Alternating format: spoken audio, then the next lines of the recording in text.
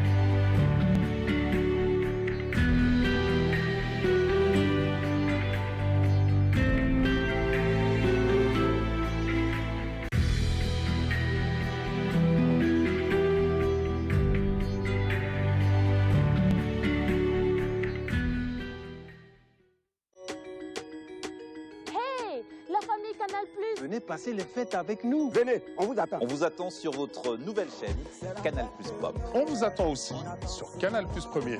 Et toujours sur les chaînes Canal Plus Sport. Pour vibrer ensemble. Pour vivre ensemble. Et pour passer les fêtes ensemble. En ce moment, chers abonnés, Canal Plus a un cadeau pour vous. Dès votre réabonnement, profitez de 15 jours offerts à tout Canal Plus. Pour célébrer, s'émerveiller, Passage en vitesse, Mac Noël. redécouvrir toute la richesse de nos programmes et partager toujours plus de moments avec vos animateurs préférés. Venez, on vous attend. On va passer Noël. Alors, n'attendez plus pour vous réabonner. Et voilà, retour au plateau dans un instant, la une des journaux avec Wahab Alipara déjà installé. Bonjour Wahab. Bonjour Christian et bonjour à tous. Bienvenue à vous William Cliquant. Bonjour Christian et bienvenue à vous aussi. Merci d'être là dans pratiquement 10 minutes. On vous retrouvera pour le mini-journal et dans les titres. Les 20 finalistes des Olympiades des métiers porteurs sont fixés. C'était le rendez-vous du sacre des premiers de la catégorie menuiserie bois, les centres de formation professionnelle et d'apprentissage ainsi que des lycées techniques du Bénin. Il en a été de même pour les deux meilleurs de ces pôles de formation en soudure, la seconde filière de la 5e édition de cette cette compétition. Image à voir. Un coup d'œil dans le rétroviseur à l'association Colping Bénin. Les actions menées courant 2010-2020 sont compilées en archives. L'impact des projets, les leçons à tirer du mode de fonctionnement de cette ONG sont contenus dans un document de capitalisation mis à disposition du grand public. La séance de vulgarisation s'est tenue à commencer, c'était lundi. Le développement des titres dans le mini-journal. Tout de suite, la une des journaux.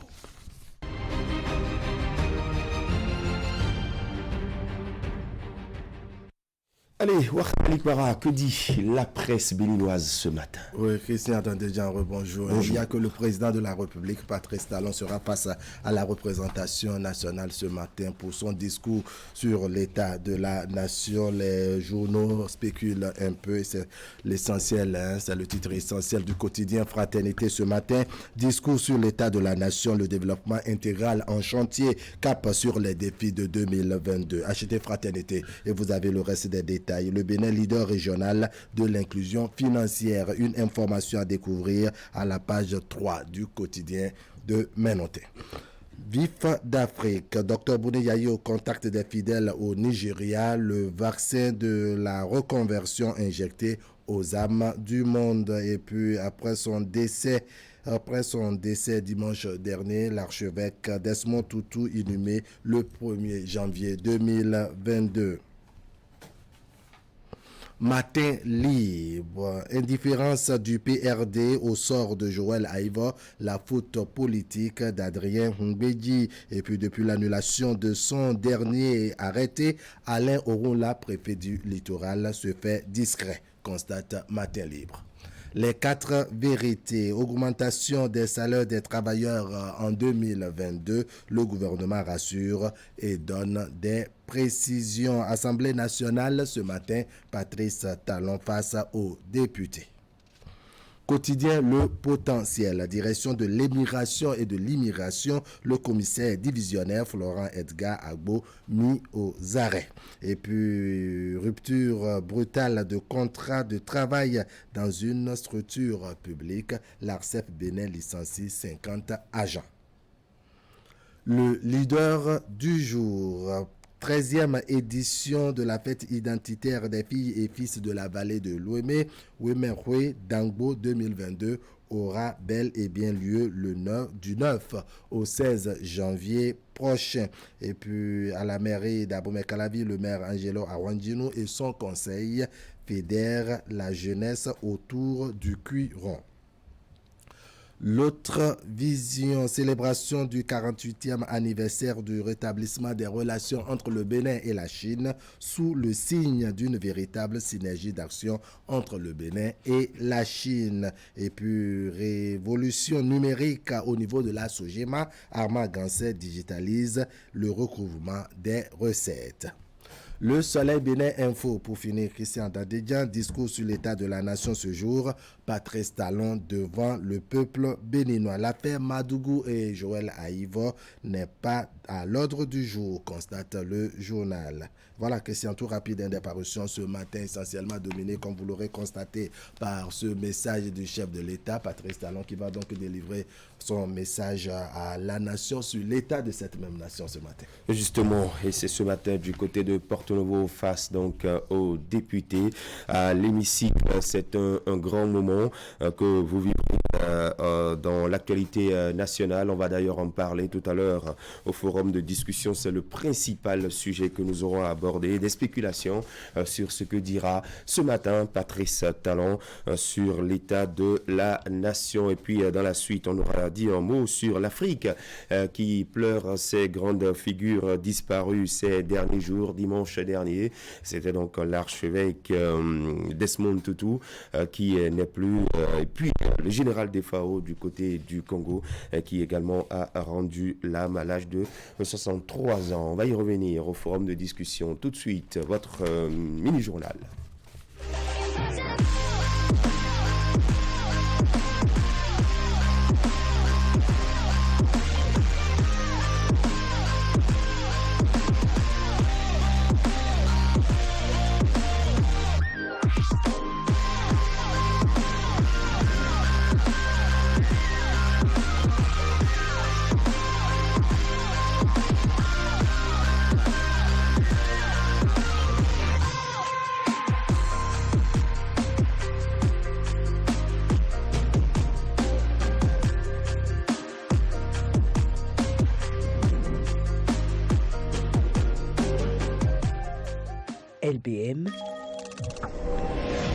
Notre passion vous transporte.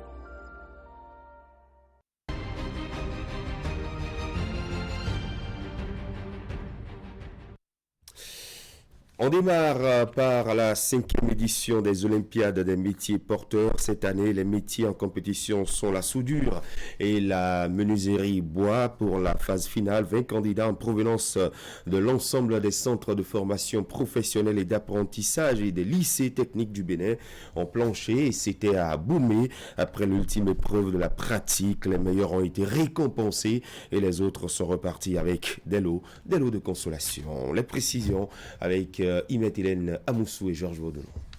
Les Olympiades des métiers porteurs, l'événement est à sa 5e édition. Il vise à développer l'esprit de compétition, mais aussi et surtout promouvoir l'excellence en milieu d'apprentissage ou celui de formation technique et professionnelle. L'édition 2021 a réuni à Aboumé pour la phase finale 20 candidats provenant des lycées techniques du Bénin et des centres de formation professionnelle et d'apprentissage CFPA. Étaient en compétition cette année les métiers de soudeur et de menuiserie bois. Nous avons eu 125 candidats au niveau national. Et à l'issue des tests départementaux, les meilleurs ont été retenus. Et en tout et pour tout, 5 meilleurs de métiers de menuiserie dans les LTP, dans les lycées techniques et professionnels, 5 de ce même métier dans les centres de formation professionnelle, même disposition pour le métier de soudeur. C'est tous ces apprenants qui se sont réunis. Je peux témoigner du niveau de connaissance très élevé des 20 lauréats ici présents qui ont compéti. Sélectionnés à l'issue des phases communales et départementales, les finalistes ont rivalisé d'ardeur et de stratégie. Pendant 4 heures d'activité pratique, ils ont fait preuve d'ingéniosité, démontré leur savoir-faire pour convaincre le jury. Au terme de la délibération, les membres du jury ont désigné pour chaque corps de métier les meilleurs candidats venant des CFPA et des lycées techniques, excepté les premiers prix remportés par les 4 lauréats. Les autres candidats sont repartis chacun avec un lot de consolation. Je voudrais sincèrement vous féliciter pour que vous puissiez continuer sur le même élan. Parce que le plus dur commence après que vous auriez votre parchemin. Il faut vous insérer dans la vie professionnelle. Et pour vous insérer dans la vie professionnelle, il faut vous installer. Vous devez avoir des comportements dignes des gens qui sont sortis de ces grands centres-là. Vous êtes désormais une lumière dans vos métiers respectifs. L'adhésion de vos camarades aux offres de formation de l'UFTP dépend de votre engagement collectif et individuel et de votre détermination à persévérer dans la compétitivité et la quête de la compétence. Je voudrais par ailleurs rappeler aux lauréats qu'il ne suffit pas d'être excellent un jour, mais le rester tout le temps, c'est là le véritable enjeu. En plus de créer l'émulation, les Olympiades des métiers porteurs permettent également de préparer les apprenants à la concurrence du marché de l'emploi. Tout comme les Olympiades, bien d'autres initiatives sont envisagées en vue de valoriser le sous-secteur de la formation technique et professionnelle. Au dit des autorités présentes, le but visé est d'avoir d'ici 2030 70% des jeunes apprenants inscrits dans les centres de formation et les lycées techniques. Et puis, retour sur l'annonce bien accueillie par les travailleurs du gouvernement de revaloriser les salaires avec le PAG2 dans la suite de ce mini-journal. Et c'est avec vous, William Cliquant. Oui, juste cette annonce, Christian, réjouit des fonctionnaires d'État et des agents du privé. Il faut rappeler que la revendication est bien vieille. Les leaders syndicaux prêtent bonne foi à l'exécutif. Ils restent optimistes, mais regardant sur les modalités de l'accomplissement de cette promesse. Écoutons le secrétaire général de l'UNSTB et Maxime Okoundé de la COSI Bénin à propos. Vous n'êtes pas sans savoir que depuis 2016, il y a eu des taxes, il y a eu des mesures, des décisions qui ont fini par éroder totalement le pouvoir d'achat des travailleurs. Et en cela, vous vous rappelez bien, le 1er mai dernier, l'UNSTB avait lancé un appel au chef de l'État pour faire quelque chose à l'endroit des travailleurs dans le cadre de la revalorisation des salaires. Et donc, cette nouvelle, nous l'avons accueillie, nous l'avons appréciée. Et c'est une très bonne nouvelle pour les travailleurs. Reste maintenant la mise en œuvre, les modalités de mise en œuvre et surtout la mise en œuvre rapide. Parce que tel que cela a été annoncé, il reste à étudier les modalités de mise en œuvre. Et donc nous souhaitons que ces modalités soient très rapidement étudiées avec les partenaires sociaux que nous sommes. Et dès que cette annonce a été faite, nous devons déjà nous mettre dans les dispositions qu'il faut, nous concerter comme cela se doit, pour voir déjà quel schéma nous aurons à échanger avec le gouvernement, anticiper, n'est-ce pas, nous préparer, puisque le gouvernement a dit dans son communiqué qu'il y aura un dialogue avec les partenaires sociaux, pour que nous puissions aller à ce dialogue-là avec des propositions qui avantagent les travailleurs, des propositions qui, n'est-ce pas, vont permettre réellement aux travailleurs de souffler, n'est-ce pas, après cette réforme du gouvernement. Nous attendons maintenant les modalités, les contours pour savoir un peu qu'est-ce que le gouvernement veut nous donner. Et surtout qu'il a promis et qu'il a dit que des discussions seront engagées avec les centrales et confédérations syndicales pour discuter des modalités de cette revalorisation. Nous attendons que ce soit quelque chose de très substantiel pour les travailleurs parce que le coût de la vie est très élevé, l'inflation et tout cela, ça pèse dans les poches. Et je crois que le gouvernement a vu juste donc, en allant dans ce sens-là. Ce que nous attendons est que d'abord, que le SMIC soit revalorisé. Nous, au niveau de la COSI, nous avons demandé que nous ayons une revalorisation du SMIC à hauteur de 30%, au moins de 40 à 60 000 francs CFA, et que l'indice salarial, le point indiciaire, soit revu à hauteur de 30%. Alors cette revendication était déjà contenue dans le cadre de doléances que la COSI a soumis au gouvernement le 1er mai passé. Et je crois que les autres confédérations également sont allées dans le même sens, ont proposé également des choses. Donc je crois que dans les discussions, tout cela sera croisé avec l'intention du gouvernement pour voir maintenant les simulations et voir qu'est-ce qui va être possible en touchant ensuite maintenant le point indiciaire pour que tous les travailleurs à différents niveaux puissent être touchés. Cela indique clairement que si on va dans ce sens, c'est la consommation qui va être boostée. Et si la consommation est boostée, c'est l'économie qui également sera boostée. Et je crois que le gouvernement veut aller dans ce sens. Et comme le gouvernement prend du temps pour préparer et annoncer ces choses, donc s'il a annoncé cela, c'est que les mesures sont déjà en cours pour que justement d'ici là, nous voyons du concret. Et comme annoncé en introduction, c'est le jour J du discours du chef de l'État sur l'état de la nation. Patrice Talon va sacrifier à la tradition annuelle devant la représentation nationale à Porto Novo. Ce mercredi matin, le président de la République va adresser le bilan de sa gouvernance les 12 derniers mois durant et annoncer les perspectives pour l'année prochaine. Des citoyens béninois se prononcent sur les attentes de ce discours au micro de Idrissou Boukari et Moufid Sabouran. Ils ont dit qu'ils vont augmenter le salaire. Je me pose la question de savoir si c'est le salaire seul ou bien le SMIC. Parce que si c'est le SMIC, alors ça va profiter à tout le monde. Même le secteur privé aussi va en profiter. Mais si c'est seulement le salaire, alors c'est le public seul.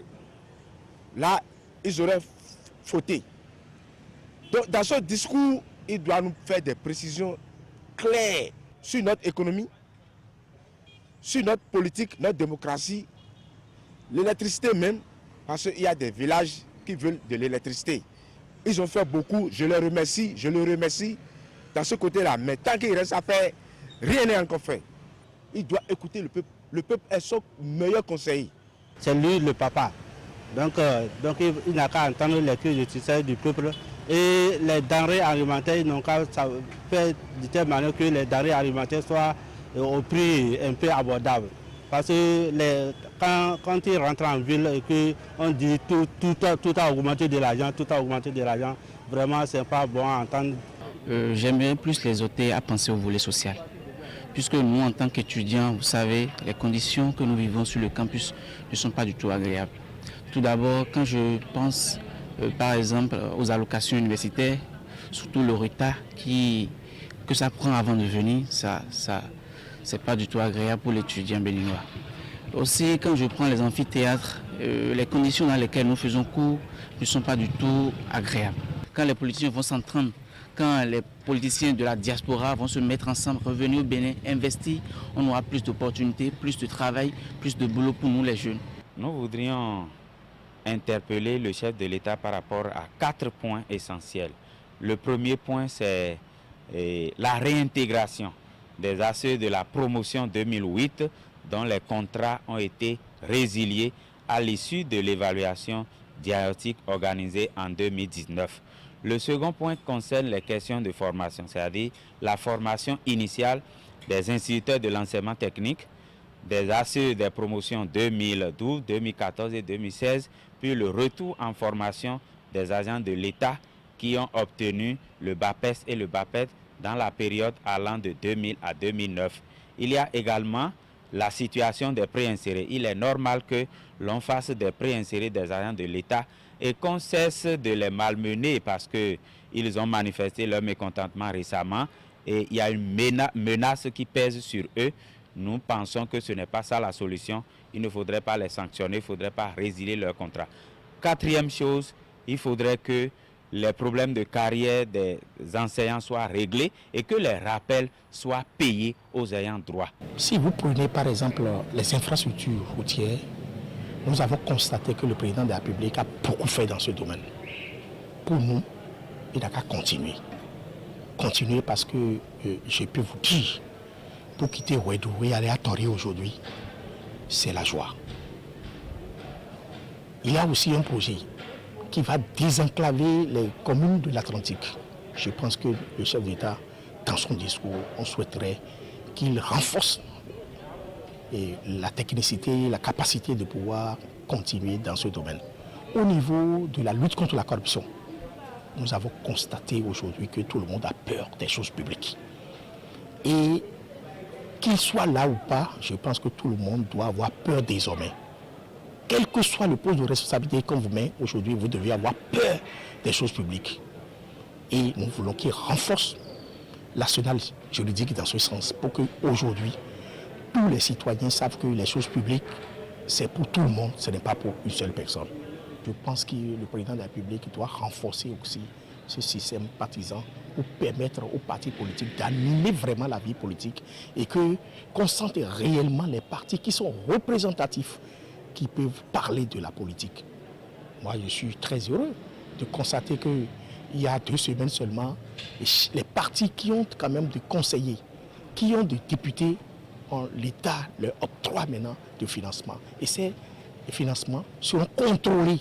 Voilà donc, c'est de ça il s'agit. Moi, je pense qu'on peut renforcer le système, renforcer aussi le développement en général et le social.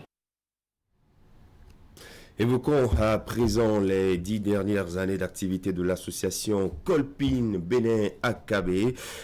Ces activités sont désormais consignées dans un document et vous nous en parlez. Les œuvres caritatives de cette organisation non gouvernementale ont été capitalisées pour servir d'archives dans la suite des activités. Une séance de vulgarisation de ce nouveau document retraçant les forces et faiblesses de l'AKB s'est tenue lundi à Kouamansé au siège de l'association. Idrissou Boukari et Moufid Sagouran pour le compte rendu. Les leçons à tirer de l'exécution des 3 premiers projets de l'association Kolpin Bénin se résument en une compile de 128 pages. 331 personnes affectées par les projets ont confirmé à l'équipe de consultants l'impact significatif de ces initiatives. Toutes les parties prenantes de l'ONG ont souligné la pertinence de la réalisation de ce document mémoire du passé de l'association. L'option s'inscrit dans une dynamique qui vise la sauvegarde des connaissances partageables de peur de les perdre à jamais avec le temps si rien n'est fait. Ce document de capitalisation est désormais un vade-mecum qui est une référence en même temps que recours. Référence pour tout ce qui y est consigné, recours pour ce que nous avons à éclairer, éclaircir, pour que nous sachions nous-mêmes aujourd'hui, pendant que nous sommes là, prendre nos responsabilités. Toutes les expériences peuvent et doivent être décrites et analysées afin d'identifier les facteurs de succès, les limites, l'impact général et les conditions de réplicabilité. L'ouvrage de synthèse des activités de l'AKB déroulé entre 2010 et 2020 a été adopté par les instances de l'association quelques semaines plus tôt. C'est pour tenir informé le maximum d'acteurs sociaux possibles que cette séance de vulgarisation a eu lieu.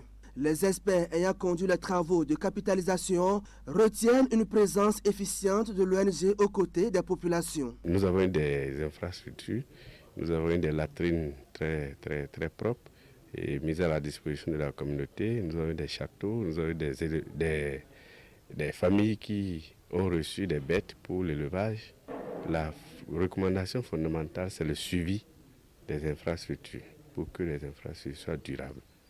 L'association Kolpin Bénin a été créée depuis 1991 et compte aujourd'hui 3500 membres. Organisation catholique issue de la philosophie du prêtre allemand Adolphe Kolpin, elle est présente dans 5 diocèses au Bénin. Tourisme dans la suite de ce mini-journal. Des députés à l'Assemblée nationale étaient en visite au complexe touristique Agualand. À la tête de la délégation de ces élus, le président de l'Assemblée nationale, Louis Vlavonou. Ils ont parcouru tous les secteurs de ce cadre qui met en valeur faune et flore. Abomey Calavi, Teddy Goudalo et Henri Ganti ont aussi fait le parcours avec ses parlementaires. Les députés à l'Assemblée nationale au complexe touristique Agualand. Plus de 2 heures d'horloge, ils ont visité tous les compartiments de ce temple de la nature où la faune et la flore communient en parfaite harmonie. On les appelle les rats palmistes. Donc ils dorment beaucoup en journée et c'est plus en soirée qu'ils s'activent. Donc là, en journée, ils font les morts. Et par contre, quand je vais bouger un peu, vous allez voir qu'il va bouger. Vous voyez, ils ne sont pas morts. Du zoo en passant par l'espace de jeu pour enfants et adultes, les autorités se sont également diverties durant le parcours.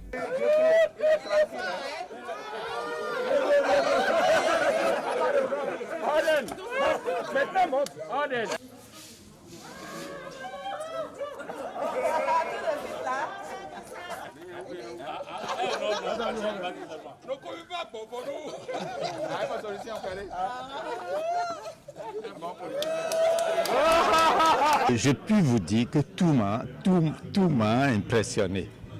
Depuis l'espace historique qui retrace un peu une partie de l'histoire du Bénin.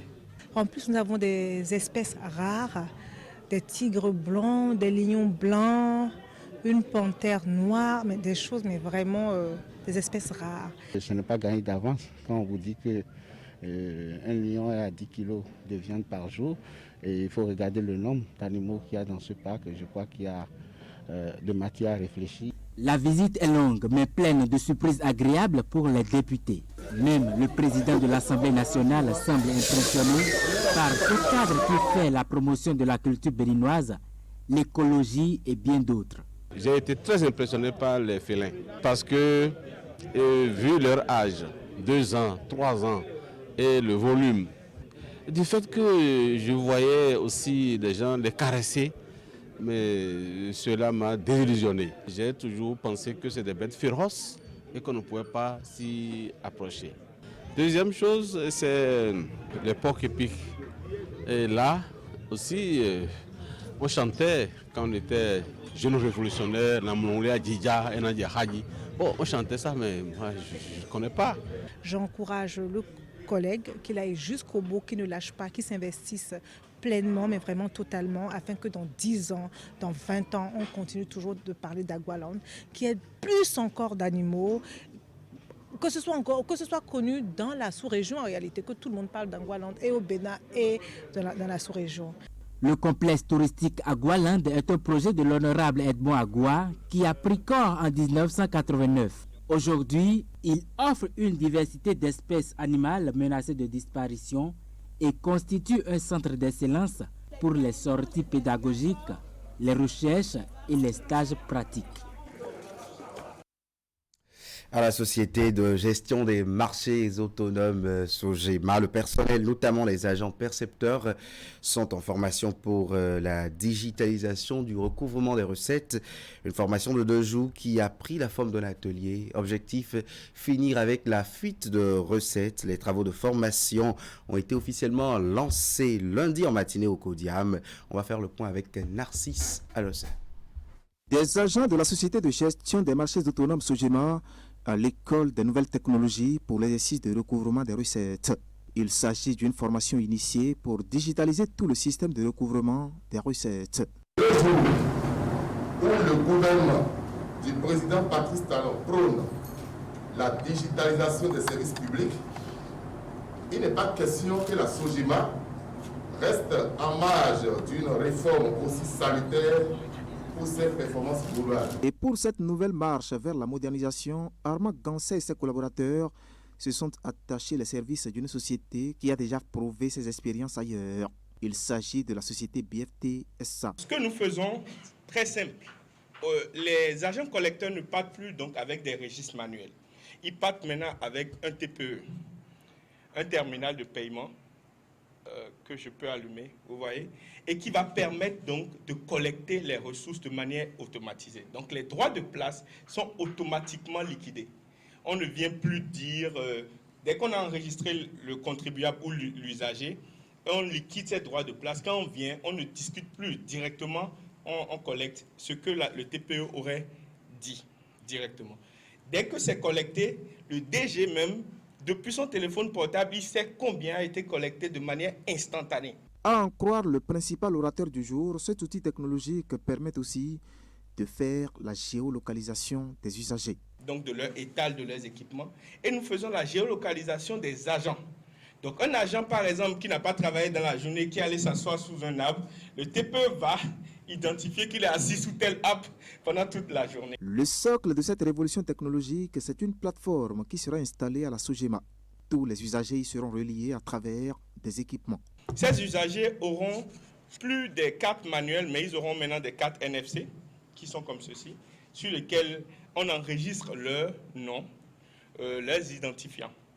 Et avec cette carte, quand on pose la carte donc sur le TPE, directement, l'usager apparaît sur le TPE, on peut collecter le droit de place.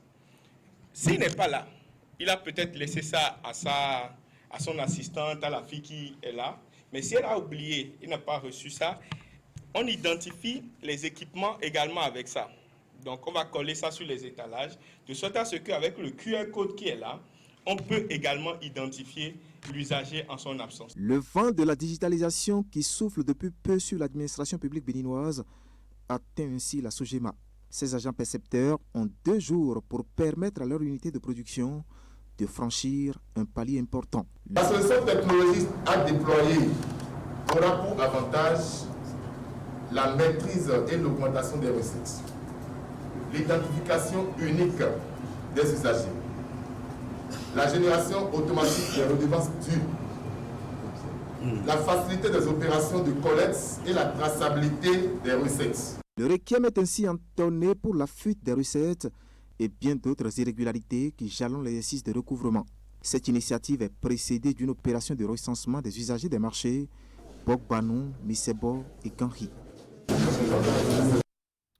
Merci à Narcisse Alossé avec qui nous mettons un terme à ce mini-journal. Je vous dis également bien merci, merci. William Cliquant, très bonne journée du mercredi. Vous restez avec nous dans un instant.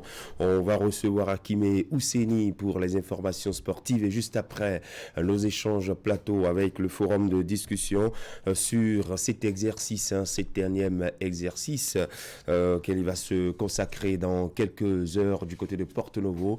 Nous parlons là du chef de l'État Patrice Talon qui aura a délivré son discours sur l'état de la nation. On va revenir sur les grands sujets qui ont fait 2021. Que dira Patrice Talon sur chacun de ces sujets? Ce sont là les questions que nous nous posons. Restez avec nous avec Akimé Ousseni, Herman Anyamoussou et Wahabalik Bara. On aura à analyser tout ceci. Attention, attention, la Covid-19 continue de sévir. Pour vous protéger et protéger les autres, vaccinez-vous. Vous êtes âgé de 18 ans et plus, vous pouvez recevoir les doses des vaccins contre la Covid-19. Vous avez 12 ans et plus, Le vaccin Pfizer peut vous être administré. Alors faites le geste qui sauve. Rendez-vous dans les postes de vaccination implantés dans les formations sanitaires de votre arrondissement et de votre commune ou appelez le 136 pour tout renseignement. Les vaccins contre la COVID-19 sont sûrs, efficaces et gratuits. Pour tout savoir sur l'épidémie de coronavirus au Bénin, rendez-vous sur le site web www.gouv.bj/coronavirus. Ceci est un message du gouvernement de la République du Bénin.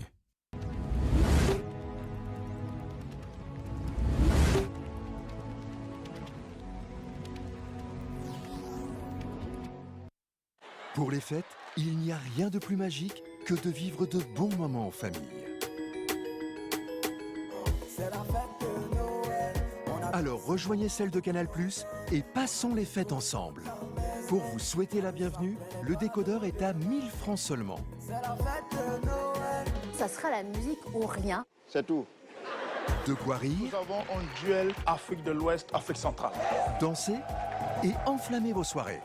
Extraordinaire frappe. Partager des moments forts, pleins de rebondissements. Splendide. C'est grandiose. Et même faire rêver les plus petits. Passage en vitesse, Mac Noël. Tout est prêt pour qu'on profite de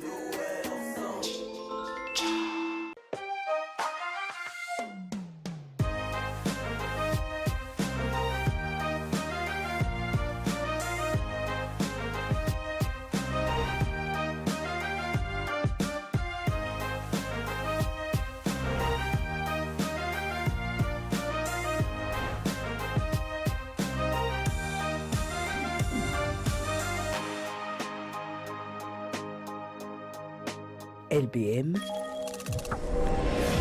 notre passion vous transporte.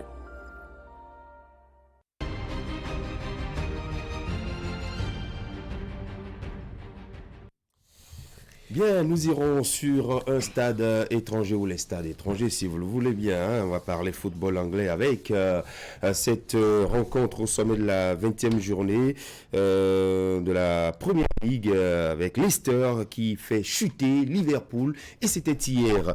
Le résumé de cette rencontre, c'est avec vous, Hakimé. Bonjour. Christian, bonjour mesdames et messieurs.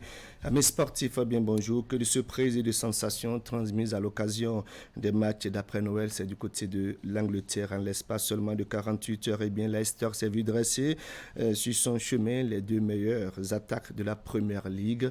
Manchester City a réussi l'exercice 6-3, on en a parlé, c'était déjà hier, mais ce mardi soir et la 20e journée, Liverpool et son trio d'attaque étaient en dedans. Les Reds, mal en point, très peu inspirés, ont chuté au King Power Stadium. 1-0, une réalisation de Lookman, entrée en jeu virevoltant. Liverpool lâche non seulement des points, mais hier la copie était tout sauf celle des grands jours des hommes de Jürgen Klopp. La preuve, Mo Salah manque son penalty, un exercice dont il détient l'un des records, 4 ans de réussite dans cette épreuve en Premier League. C'est le deuxième penalty non converti par l'Égyptien Mohamed Salah en Premier League, le précédent remontant à octobre 2017. Belle opération donc pour les Foxes qui ont eu les ressources nécessaires pour venir à bout des Reds de Liverpool. Liverpool justement qui compte désormais, Christian, 6 longueurs de retard sur le leader Manchester City. C'est au classement du championnat anglais de football. Et voilà, merci pour ce point et retour au pays et la Ligue Pro qui nous propose en ce milieu de semaine des explications, je dirais, très très intéressantes à Hakimé, des explications comme temps pour la 11e journée. Et c'est exact, Christian. Bien, plusieurs rencontres vont se disputer entre ce mercredi et puis demain quand on sera le jeudi 30 décembre 2021. Déjà dans la zone A du côté de la partie septentrionale, Damissa de Ndali joue à Niki contre Biki de Bimbeleke. C'est une rencontre intéressante à suivre puisque Damissa tentera de prendre sa revanche sur Biki qui a été vainqueur à l'occasion de la manche allée de cette ligue professionnelle de football. Dynamique joue contre Takouné. Ce sera donc du côté de Djougou et puis sur place à Parakou. Tenez-vous tranquille et bien, les buffles seront les adversaires à jouer des Cavaliers de Niki. Ces rencontres sont prévues pour se disputer à partir de 16h pile minutes. Dans la zone B, 4 matchs vont se disputer. Dadje recevra donc du côté d'Aplar Rodio et de Comé. Dynamo d'Abomey jouera contre l'Union sportive et Baboni du côté du stade Goro d'Abomey. Lotto Popo joue à Grand Popo Espoir de Savalo et puis Tonnerre de Boycon sera l'adversaire à jouer. L'énergie de la SB2E ce sera du côté du stade Paulin Tomanaga de Boycon. Toujours ce mercredi dans la zone c'est ASPAC, l'association sportive du port autonome de Cotonou joue contre l'AS Cotonou. Ce sera à partir de 16h. Les requins de l'Atlantique affronteront à Djidja, c'est également à 16h. Et puis la dernière affiche au niveau de cette zone aussi mettra aux prises Coton Football Club de Ouida qui jouera contre Sitatunga. Le match est prévu pour se disputer du côté donc du stade Omnisport de la commune de Ouida. Enfin, dans la zone D, 3 matchs vont se disputer à l'occasion de cette manche, ou j'allais dire du premier acte des rencontres de la 11e journée. À Sos de Porte-Novo recevra la jeunesse athlétique de Ketou à 16h à Yema sera l'adversaire à jouer d'Avranco au Omnisport. Et puis vous suivrez cette autre affiche entre Jeffa et puis Asvro. Je rappelle que ces matchs comptent pour le premier acte de la 11e journée de la Ligue professionnelle de football. Les autres rencontres sont prévues pour demain quand on sera le 30 décembre 2021. Parlant justement de football et puis de cette actualité relative donc à ce qui se fait de mieux chez nous ici au Bénin, on fera constater qu'il y a des joueurs qui sont sortis de ce championnat qui évoluent désormais dans les championnats soit européens, encore des championnats africains. On va y aller juste à côté. C'est au Nigeria pour faire constater Christian Dandéjan qui a un de ses anciens cadres du championnat béninois qui gagne en galon. Et bien c'est Nabil Yarou, l'international béninois Christian, ex-sociétaire de l'association sportive du port autonome de Cotonou et récemment des Buffalo Football Club de Parakou, franchit un pas de plus au Nigeria. Le natif de Parakou, vous le constatez sur les images, Christian gagne la confiance de ses pairs de l'encadrement technique de l'Imba Daba. Georges Finidi, actuel entraîneur, et son staff lui ont confié désormais le capitanat du club. C'est une lourde responsabilité en même temps qu'il vient primer, je dirais, l'esprit fédérateur qui anime cet international béninois. Le brassard de capitaine Nabil n'en est pas à sa première expérience au pays. Il en a détenu pendant qu'il était du côté donc des Buffalo FC du Parakou qui en garde d'ailleurs de très bons souvenirs. Et puis la sélection après m'a connu également Nabil Yarou comme capitaine. On souhaitera simplement Christian bon vent et à Nabil Yarou dans ses nouvelles responsabilités. Retour au pays. On va changer de discipline, Christian. Oui, et on va descendre dans l'arène de Sri Constance, monter à l'école primaire publique de Ménontin, ici même à Cotonou, pour évoquer l'édition 2021 du championnat national de lutte africaine. Christian, 48 heures de combat pour 4 catégories, moins 66 kg, moins 76, moins 86 et puis moins 100 kg. Ils sont 42 lutteurs. Vous le constatez sur les images venues de 14 associations sportives qui rivaliseront pour le Graal mise en jeu. La cérémonie officielle de lancement des combats a connu la présence naturellement des membres du comité exécutif de la Fédération béninoise de lutte emmenée par son président Iva Zifan. Et à leur côté, on a noté la présence du secrétaire général du comité national olympique et sportif béninois, le CNSBN, et puis le directeur des sports d'élite, représentant le patron des sports au Bénin. Cérémonial d'ouverture naturellement ponctué par des discours. Je vous propose ici de suivre les extraits d'intervention de Fernando Ressou et de Bonaventure Kodia, respectivement secrétaire général du CNSBN et puis directeur des sports d'élite au niveau du ministère des Sports. Si nous sommes très bons en lutte africaine, nous serons très bons en lutte olympique.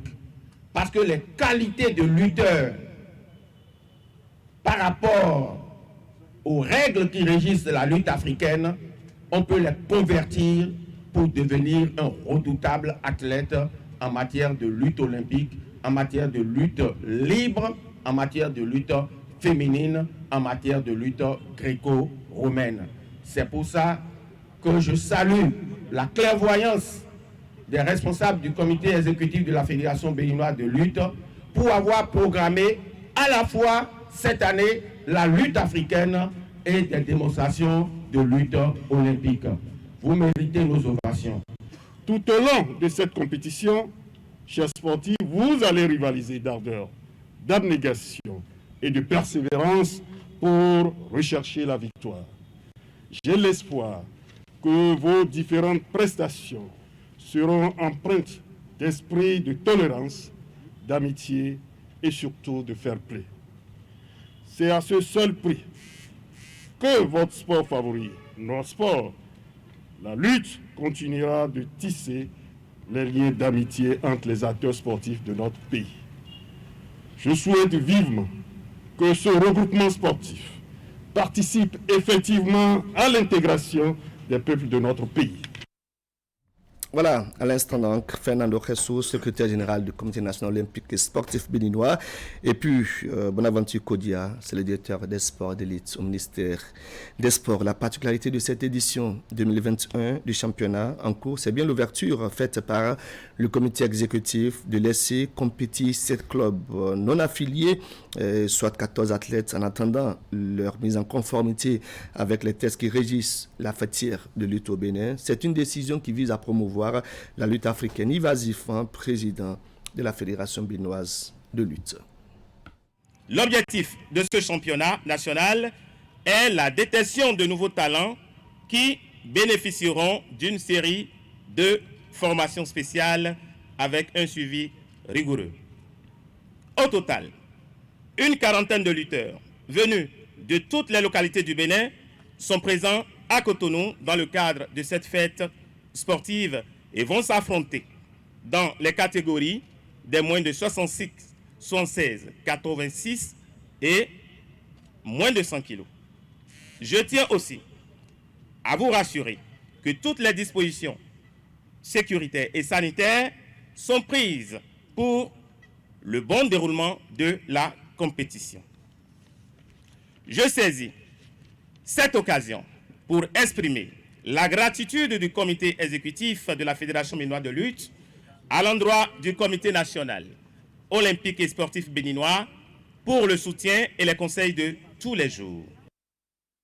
Voilà, à l'instant, le président de la Fédération béninoise de lutte, ils sont 3 arbitres internationaux qui officient les combats dans l'épilogue prévu pour ce mercredi 29 décembre 2021. L'école primaire publique de Ménotin, c'est à vol d'oiseau de Canal 3 Bénin Christian. Après Actu Matin, faites un tour, vous verrez les lutteurs béninois qui rivalisent depuis hier d'ailleurs pour enlever les médailles mises en jeu. La compétition prendra fin dans l'après-midi de ce mercredi Christian. Et la fin, c'était aussi les sports. Merci beaucoup, Hakim Ousseni. Je vous laisse souffler un tout petit peu. Vous restez en place dans un instant. Ce sera le forum de discussion avec vous, Herman Niamboussou et Wahab Alibara. Journée spéciale, regard tourné vers Porto Novo où le chef de l'État va délivrer son discours sur l'état de la nation tout au long de cette année 2021.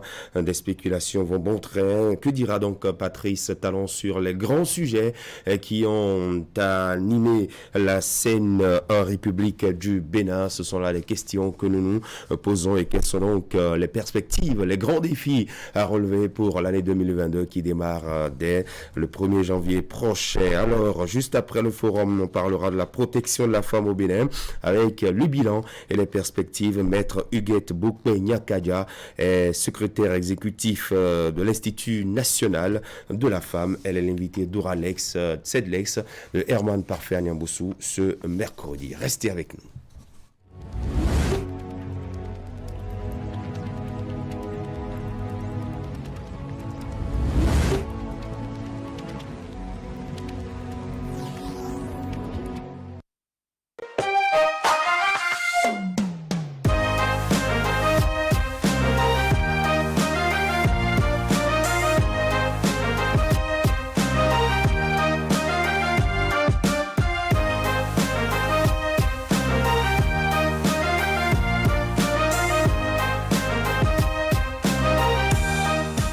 LBM,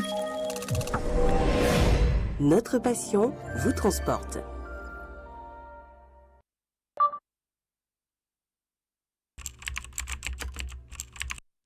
Votre chaîne Canal 3 Bénin à portée de main.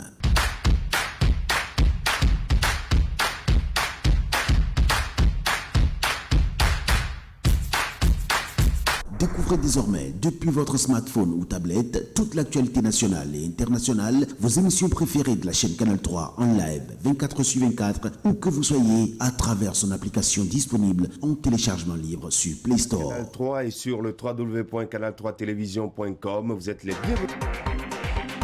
Canal 3, la passion de l'image. La famille Canal+.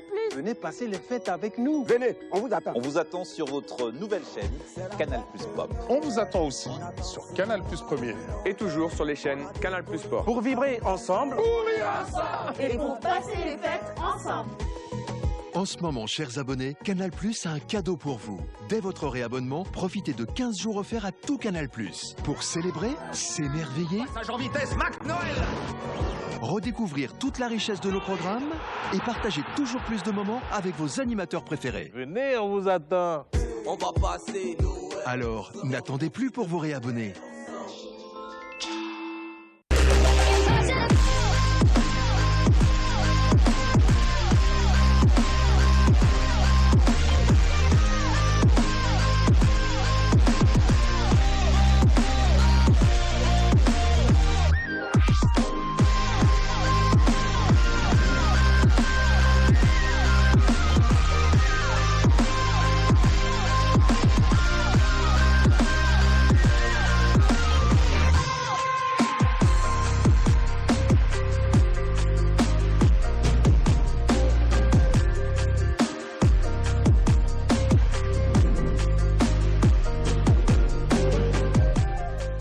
LBM,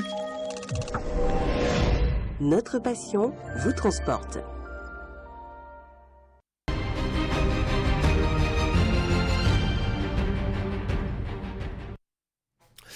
Eh bien, 2021 fut un moment important qui a marqué la vie du Bénin avec l'organisation en 2021 de l'élection présidentielle qui a reconduit au pouvoir et pour 5 ans Patrice Talon. Et Patrice Talon s'apprête donc à délivrer son discours sur l'état actuel de la nation, le premier du second quinquennat, le premier discours du second quinquennat et le 6e depuis son accession au pouvoir. Il sera donc à Porto-Novo face aux députés comme le recommande la Constitution.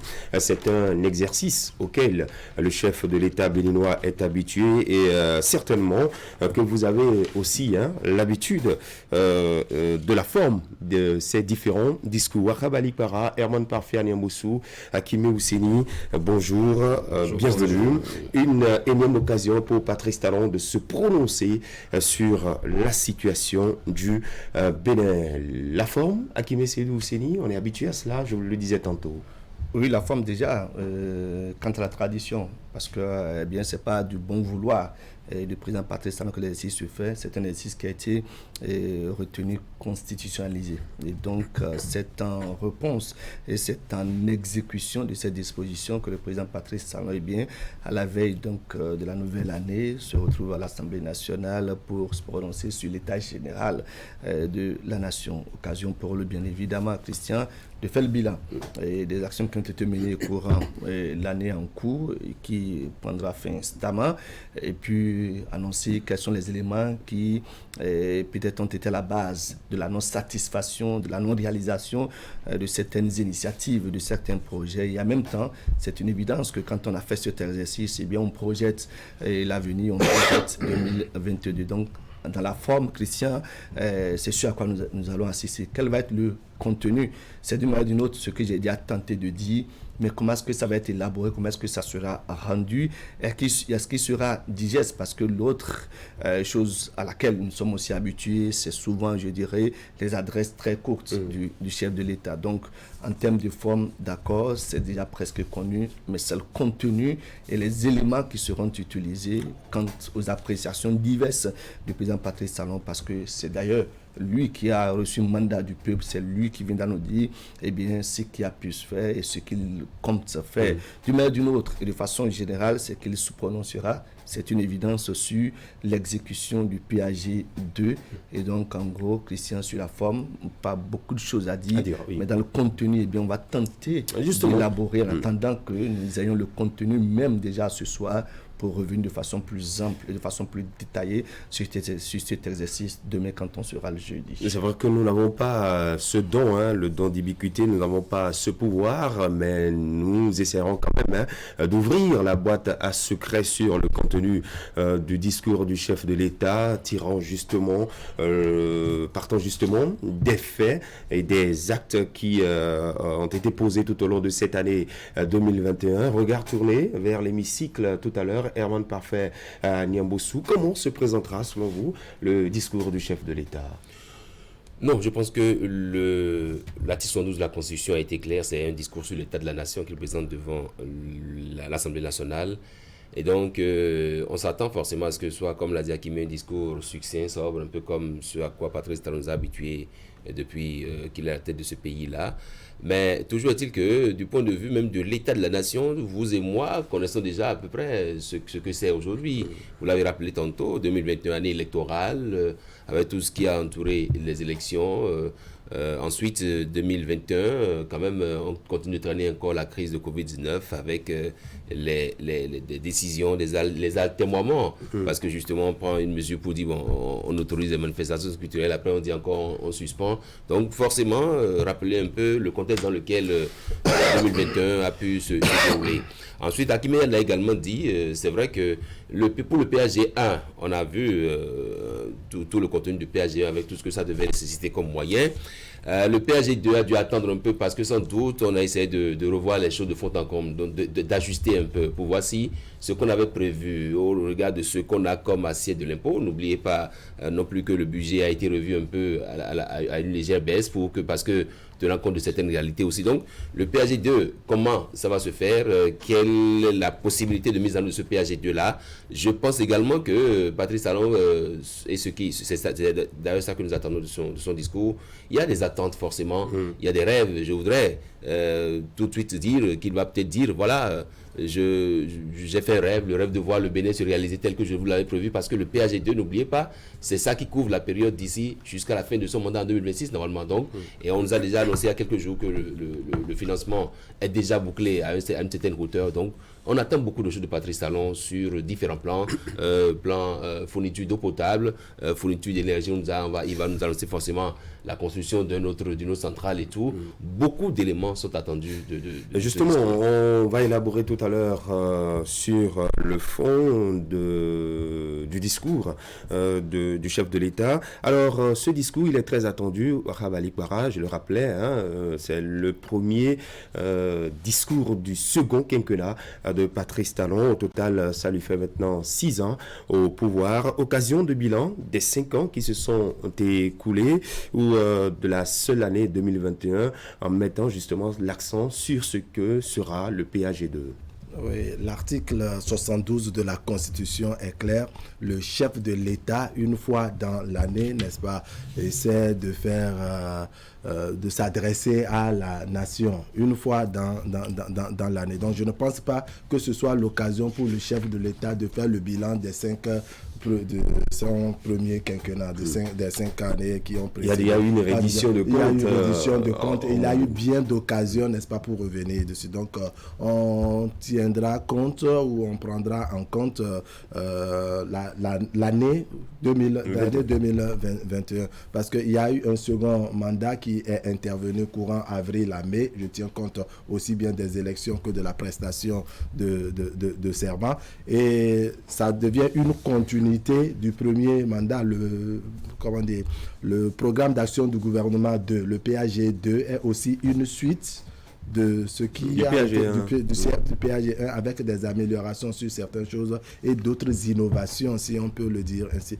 Donc, pour la forme, un peu de mots, ce serait ainsi. Maintenant, c'est le contenu, comme l'a dit Hakimi, c'est autour du contenu qu'on peut dire sur quoi on attend le président de la République, par exemple. On attend bien entendu le président de la République sur un certain nombre de chantiers. Moi, je ne pense pas que le président de la République va s'attendre m'attarder sur ce qui est son bilan. Je note ces 5 dernières années, en tout cas si on s'en tient à son premier mandat, que ce n'est pas trop dans ses habitudes. C'est quelqu'un qui a l'habitude de laisser les résultats parler d'eux-mêmes, parler en son nom. Son bilan parle en son nom. Ses actions parlent déjà en son nom. Il ne va pas s'attarder, peut-être aller de manière, je dirais, sommaire sur ce qui est ses réalisations. Alors, maintenant, il y a des chantiers sur lesquels il faut attendre le président de la République après avoir applaudi ses actions. Il y a les questions de sécurité, n'est-ce pas, sur lesquelles, par exemple, on n'a pas entendu le président de la République. Ces éléments, là, je fais allusion à ces ministres et aux forces de l'ordre, sont descendus dans le Nord Bénin quand on a parlé d'attaques djihadistes, par exemple. Ce serait vraiment un peu bizarre que le président de la République puisse pas avoir le discours d'assurance, d'apaisement du numéro 1 du pays pour au moins appeler aussi bien toute la nation que ceux qui sont les plus proches et déjà... Alors c'est un aspect que vous abordez, nous allons continuer avec cet aspect dans nos échanges, dans nos discussions, mais on reviendra, on a parlé de satisfaction, de non-satisfaction, ce sont les deux extrêmes, un monde parfait à Niamboussou. Sur les points de satisfaction, que dira Patrice Talon? Est-il totalement satisfait ou non satisfait sur un certain nombre de choses, revenant justement sur ce dont il vient de parler, l'aspect sécuritaire? C'est ça d'abord le socle. Non, je pense que n'eurent été les attaques terroristes auxquelles on a assisté tout récemment, on peut dire du point de vue de la sécurité qu'un grand effort a été fait. Vous et moi, nous savons ce qui se passait dans le pays à un moment donné. C'est vrai que ce n'est pas sur une longue période, mais par moment, il y avait des attaques. N'oubliez quand même pas que au marché d'Antopa, ici, des gens sont venus attaquer le marché et ils sont restés pendant un bout de temps avant d'être repoussés par la Béninoise et la police. Donc je pense que oui, au plan sécuritaire, des efforts sont faits. Généralement, dans un pays, aucun chef d'État, comme un ministre de la Défense, ne livre tout ce qui est acquis comme arsenal pour la sécurité. Sa stratégie. Donc justement, ce à quoi on va assister, oui, au niveau de la police républicaine, qui est désormais un maillage de la gendarmerie et de la police, est-ce que des efforts sont faits pour corriger déjà les bruits de bottes qu'on entend à l'interne? Je pense qu'à ce niveau-là, oui, on attend Patrice Talon qui me dise oui, que sur ce plan c'est fait, parce que justement, des éléments ne vont pas au front. C'est pas gai quand ils savent qu'en leur sein il y a des soucis, mais s'ils savent que oui, on a tout fait pour corriger les disparités, on a fait tout pour, parce que il y a également cette loi qu'on a introduite au Parlement et aussi pour essayer de corriger les choses. Je pense que c'est beaucoup d'éléments qui concourent aujourd'hui à dire oui, que la police est bien logée. Au niveau de l'armée de terre, on nous a annoncé également des recrutements qui seront faits les prochains mois sans doute. Et donc je pense que on essaie un peu de remembrer, de faire en sorte que la troupe soit plus étoffée, et donc pour permettre de contrer ces différentes attaques et tout. Je pense que sur ces différents points, il y a des points de satisfaction qu'on peut tirer. Alors, pensez-vous qu'il ne va pas s'attarder sur ce point, Hakimé Ousseni, sur le plan sécuritaire, quand on fait le bilan de cette année, y compris les situations conflictuelles difficiles que le Bénin a traversées en période électorale et récemment maintenant, ces attaques qu'on qualifie d'attaques terroristes dans le nord du Bénin? Je crois que l'actualité récente de la sécurité au niveau donc des frontières au nord du Bénin obligerait, j'estime, le président Patrice Talon à se prononcer sur le volet sécuritaire, parce qu'il ne va quand même pas être intéressant que de croire que dans cette période difficile, parce que des Béninois ont laissé leur vie. Et donc, quand c'est comme ça, c'est au front qu'ils ont péri. Et ils ont prêté serment de défendre la patrie. Et c'est dans la défense de la patrie que ces personnes ont perdu la vie, sont passées de vie à trépas. Et donc, je crois que le président Patrice Talon, dans cet exercice qu'il fera face aux honorables députés, il va se voir, je ne dirais pas dans l'obligation, mais quand même dans une certaine reconnaissance pour ce que ses fils ont fait pour la nation, leur rendre un certain hommage. Et en voulant leur rendre cet hommage, il est évident qu'il se prononcera sur la question sécurité au niveau donc de ses frontières. Parce que Christian Dandédian est bien le chef de l'État, le président Patrice Talon, a prêté serment pour être le garant de la sécurité du peuple béninois. Et donc, dans cet exercice, Christian Dandédian, il va s'agir pour lui de rassurer. Ce n'est certainement pas de dévoiler, comme l'a dit tout à l'heure Eman, les grands secrets qui consisteront à contraindre ou à refouler l'ennemi, pour ainsi dire, Christian Dandédian, mais c'est quand même que les populations environnantes donc, de ces frontières ont envie d'avoir et de se savoir en quiétude, de se savoir en sécurité. Donc, l'adresse du chef de l'État va rebousser d'abord le moral de ceux qui sont au front en ce moment et va aussi rassurer les Béninois qui se trouvent au niveau donc, de ces frontières. Et l'ensemble des Béninois, même lorsque vous êtes à Cotonou, il y a des inquiétudes qui se font. La preuve, vous avez vu un peu le porte-parole du gouvernement, le secrétaire général adjoint, a été obligé de se prononcer sur l'une des lettres qui a été rendue publique par l'ambassade des États-Unis quant à cette situation au niveau donc, des frontières du Nord. Donc j'estime que le président Patrice ne va pas, je dirais, aura à se prononcer sur cette question de sécurité au niveau donc, de nos frontières. C'est des éléments d'actualité qui, d'une manière ou d'une autre, seront au menu de l'intervention du chef de l'État, sans oublier, bien évidemment, Christian, qu'il y a des grands sujets qui ont fait l'actualité nationale dans notre pays. Et l'autre chose qui va être intéressante, et d'ailleurs, je crois qu'il y a déjà des signes annonciateurs de ce que sur ces éléments le président Patrice va se prononcer, c'est la question du volet social. Et pas plus tard qu'il y a quelques jours, on a entendu dire qu'il sera revu les conditions salariales des fonctionnaires de l'État.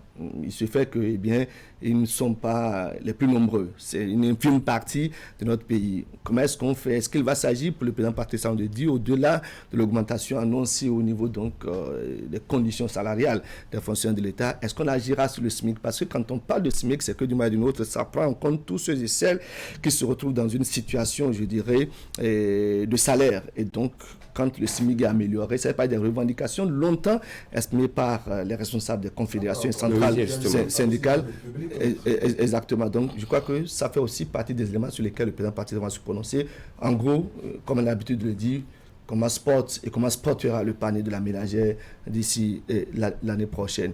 Et c'est aussi vrai, Christian Dandédian, que la question de la santé se trouve être aussi un maillon essentiel sur lequel le président Patrice doit pouvoir se prononcer. Nous avons géré la pandémie du Covid, ça semble... Une seconde année de gestion. Exactement, on est passé du variant... de variant. Oui. Voilà, vous m'aidez très bien. On a varié de variant, quoi. De variant en variant. Comment est-ce que ça va se gérer encore pour les prochaines années? Parce que l'annonce est que désormais, par exemple, au niveau donc de l'aéroport, on n'a plus, quand vous êtes en mouvement de voyage et consort, le test Covid que vous faites depuis 48 heures, 72 heures, c'est valable. Vous n'en faites plus. Ça veut dire qu'il y a des éléments qui viennent apporter, je dirais, mettons quoi, de l'assurance dans cette pandémie du Covid-19. Je crois que ce studio aussi sera évoqué. Maintenant, Christian Dandédian, il n'y a rien à faire. Il n'y a que les gros chantiers qui ont été annoncés par les différents ministres qui ont défilé devant les honorables députés à l'occasion de la session budgétaire. Eh bien, il y a des éléments sur lesquels... Il y a des volets sur lesquels on va me laisser souffler un tout petit peu.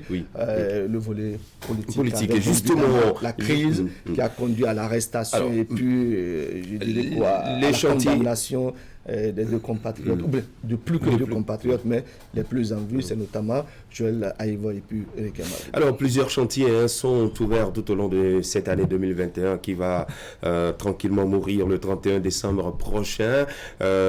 Parmi ces chantiers, il l'évoquait tantôt, on a parlé politique, économie, le volet social, la santé, l'éducation, la sécurité. Certains ont certainement pris le pas sur d'autres. Je veux parler de ces différents chantiers. sur lesquels voulez-vous entendre le chef de l'État, Patrice Talon, Wahab Ali Para? Non, ce sur quoi moi, Wahab Ali Para, je vais entendre le président de la République n'est pas le plus important. Mais ce sur quoi la majorité des Béninois attendent le président de la République. Vous êtes dans la masse et vous entendez les Béninois, vous les écoutez. Voilà pourquoi je vous pose la question. Merci. Là, ce n'est pas personnel. C'est ce sur quoi la majorité attend le président de la République. Comme je vous ai dit, ce qui est déjà connu, un peu comme les réalisations, les Béninois ne savent... En fait, ce n'est pas venu leur rappeler cela qui est le plus important, non. C'est ce que le président de la République fera, de quelle manière il le fera, de quels moyens dispose-t-il pour réaliser les promesses. C'est beaucoup plus cela qui intéresse les populations. Vous n'êtes pas sans savoir que quand le ministre des Infrastructures est allé défendre son budget à l'Assemblée nationale, il a cité un certain nombre d'axes routiers à réaliser, des infrastructures routières à réaliser par endroit. Et dans le Nord Bénin, comme je le disais sur le plateau il y a quelques semaines, en tout cas quand on assistait au ballet, à ce défilé des députés, des membres du gouvernement devant la représentation nationale, on disait que dans ces régions, l'affaire de bitume, l'affaire de pavé, pour certaines régions, franchement, c'est du luxe. Ils n'ont jamais vu ça. C'est quand ils quittent leur localité pour venir ailleurs qu'ils se disent, mais quand même, il y a ça. C'est quand ils suivent la télévision qu'ils voient qu'il y a goudron, il y a et autres. Donc, ils attendent voir... Il y a l'éclairage public. Voilà, il y a l'éclairage public. L'eau potable est un luxe dans certaines localités. Ceux-là ne veulent pas qu'on leur dise, non, on a réalisé asphaltage à Cotonou et autres. Ils voient cela à travers la télévision. Ils entendent les compatriotes en parler. Alors, les chantiers sur lesquels on attend le président de la République, c'est par exemple au courant 2021, Boni Yayi et Patrice Talon se sont rencontrés. Les échanges ont porté par exemple sur un certain nombre de doléances. C'est Boni Yayi seul qu'on a entendu. C'est Patrice Talon qui décide. Que fera Patrice Talon? Les populations souhaitent avoir peut-être le président de la République revenir, ne serait-ce que brièvement sur ces aspects. La kyrielle de doléances de Boni Yayi, le retour des exilés, la libération d'un certain nombre de détenus auxquels se sont ajoutés Rekia Madougou et Joël Aïva. Il y a les formations politiques qui souhaitent que Patrice Talon, après que la justice est finie de faire son travail, que le président de la République, parce que dans la Constitution, les prérogatives constitutionnelles lui permettent de faire quelque chose. Comment fera Patrice Talon de ce quelque chose? Le quelque chose qu'on attend de Patrice Talon là, c'est quoi? Et comment il le fera? Je pense que sur ce chantier également, Patrice Talon est attendu. Un mot à l'endroit, par exemple, des détenus, de quelque nature que ce soit. Maintenant, la lutte contre la corruption, on attend de voir comment Patrice Talon veut s'auto-satisfaire, soit des résultats attendus, parce que oui, on a noté qu'il y a encore des brebis galeux qui sont encore dans les rangs dans l'administration, en dépit de tout ce qui a été fait. Quand on a consulté le rapport de l'inspecteur général de l'État, on a constaté que contrairement aux années antérieures, même sous le régime Patrice Talon 1 et le début, il y a moins en fait, le montant global, voilà. On n'a pas entendu assez de yard, par conséquent, on a dit que quelque chose a été fait. Oui, sur la question du PAG2, on a élaboré suffisamment là-dessus, c'est qu'on attend que Patrice Talon dise les réalisations qui ont pu être faites, ce qu'il faut attendre en termes d'innovation et les progrès aussi. Je pense que c'est sur ces différents plans qu'on attend Patrice Talon. Comment est-ce qu'il, et Wahab a bien fait de rappeler un peu cette rencontre entre lui et Boni Yayi, comment est-ce qu'il entend décrisper le climat politique aussi? Je pense que c'est autant d'éléments parce que sur ce terrain-là, on l'attend aussi. Sur les autres volets, lutte contre la corruption, je pense que oui, à ce niveau, un grand effort est fait. Comme vous l'avez dit, on n'attend plus trop des milliards. Mais il se trouve quand même, comme vous l'avez dit aussi, qu'il y a des brebis galeuses qui sont un peu encore tapis dans l'ombre. Et c'est forcément sur ce terrain-là qu'on attend Patrice Talon. Il y a eu des audits qui ont été commandités et des audits qui ont révélé certaines choses. il va forcément nous dire que oui, la lutte contre la corruption sera encore implacable parce qu'il y a encore des brebis qui sont tapis dans l'ombre et qui pensent qu'il faut confondre l'argent de l'État avec sa propre poche. Sur ces différents terrains, je pense que Patrice Talon est très attendu. Ensuite, sur la question, le volet social. Le hautement social. Hautement social, oui, hautement social, qui commence déjà par la révélation du salaire. Est-ce que Patrice Talon va nous annoncer tout de suite là, aujourd'hui, que voilà, j'ai décidé de porter le SMIC à tel montant? Voilà, s'il le fait aujourd'hui, je pense que ça permettra aux Béninois, même s'ils n'ont pas d'argent dans leur poche, d'espérer que, bon voilà, déjà à partir de fin janvier ou à partir de si, la décision est prise que vraiment le SMIC sera déjà revalorisé. Donc, on connaît déjà le montant et peut-être en fonction de ça, on sait déjà s'il faut aller contracter quelques dettes pour pouvoir parce qu'il y a des choses.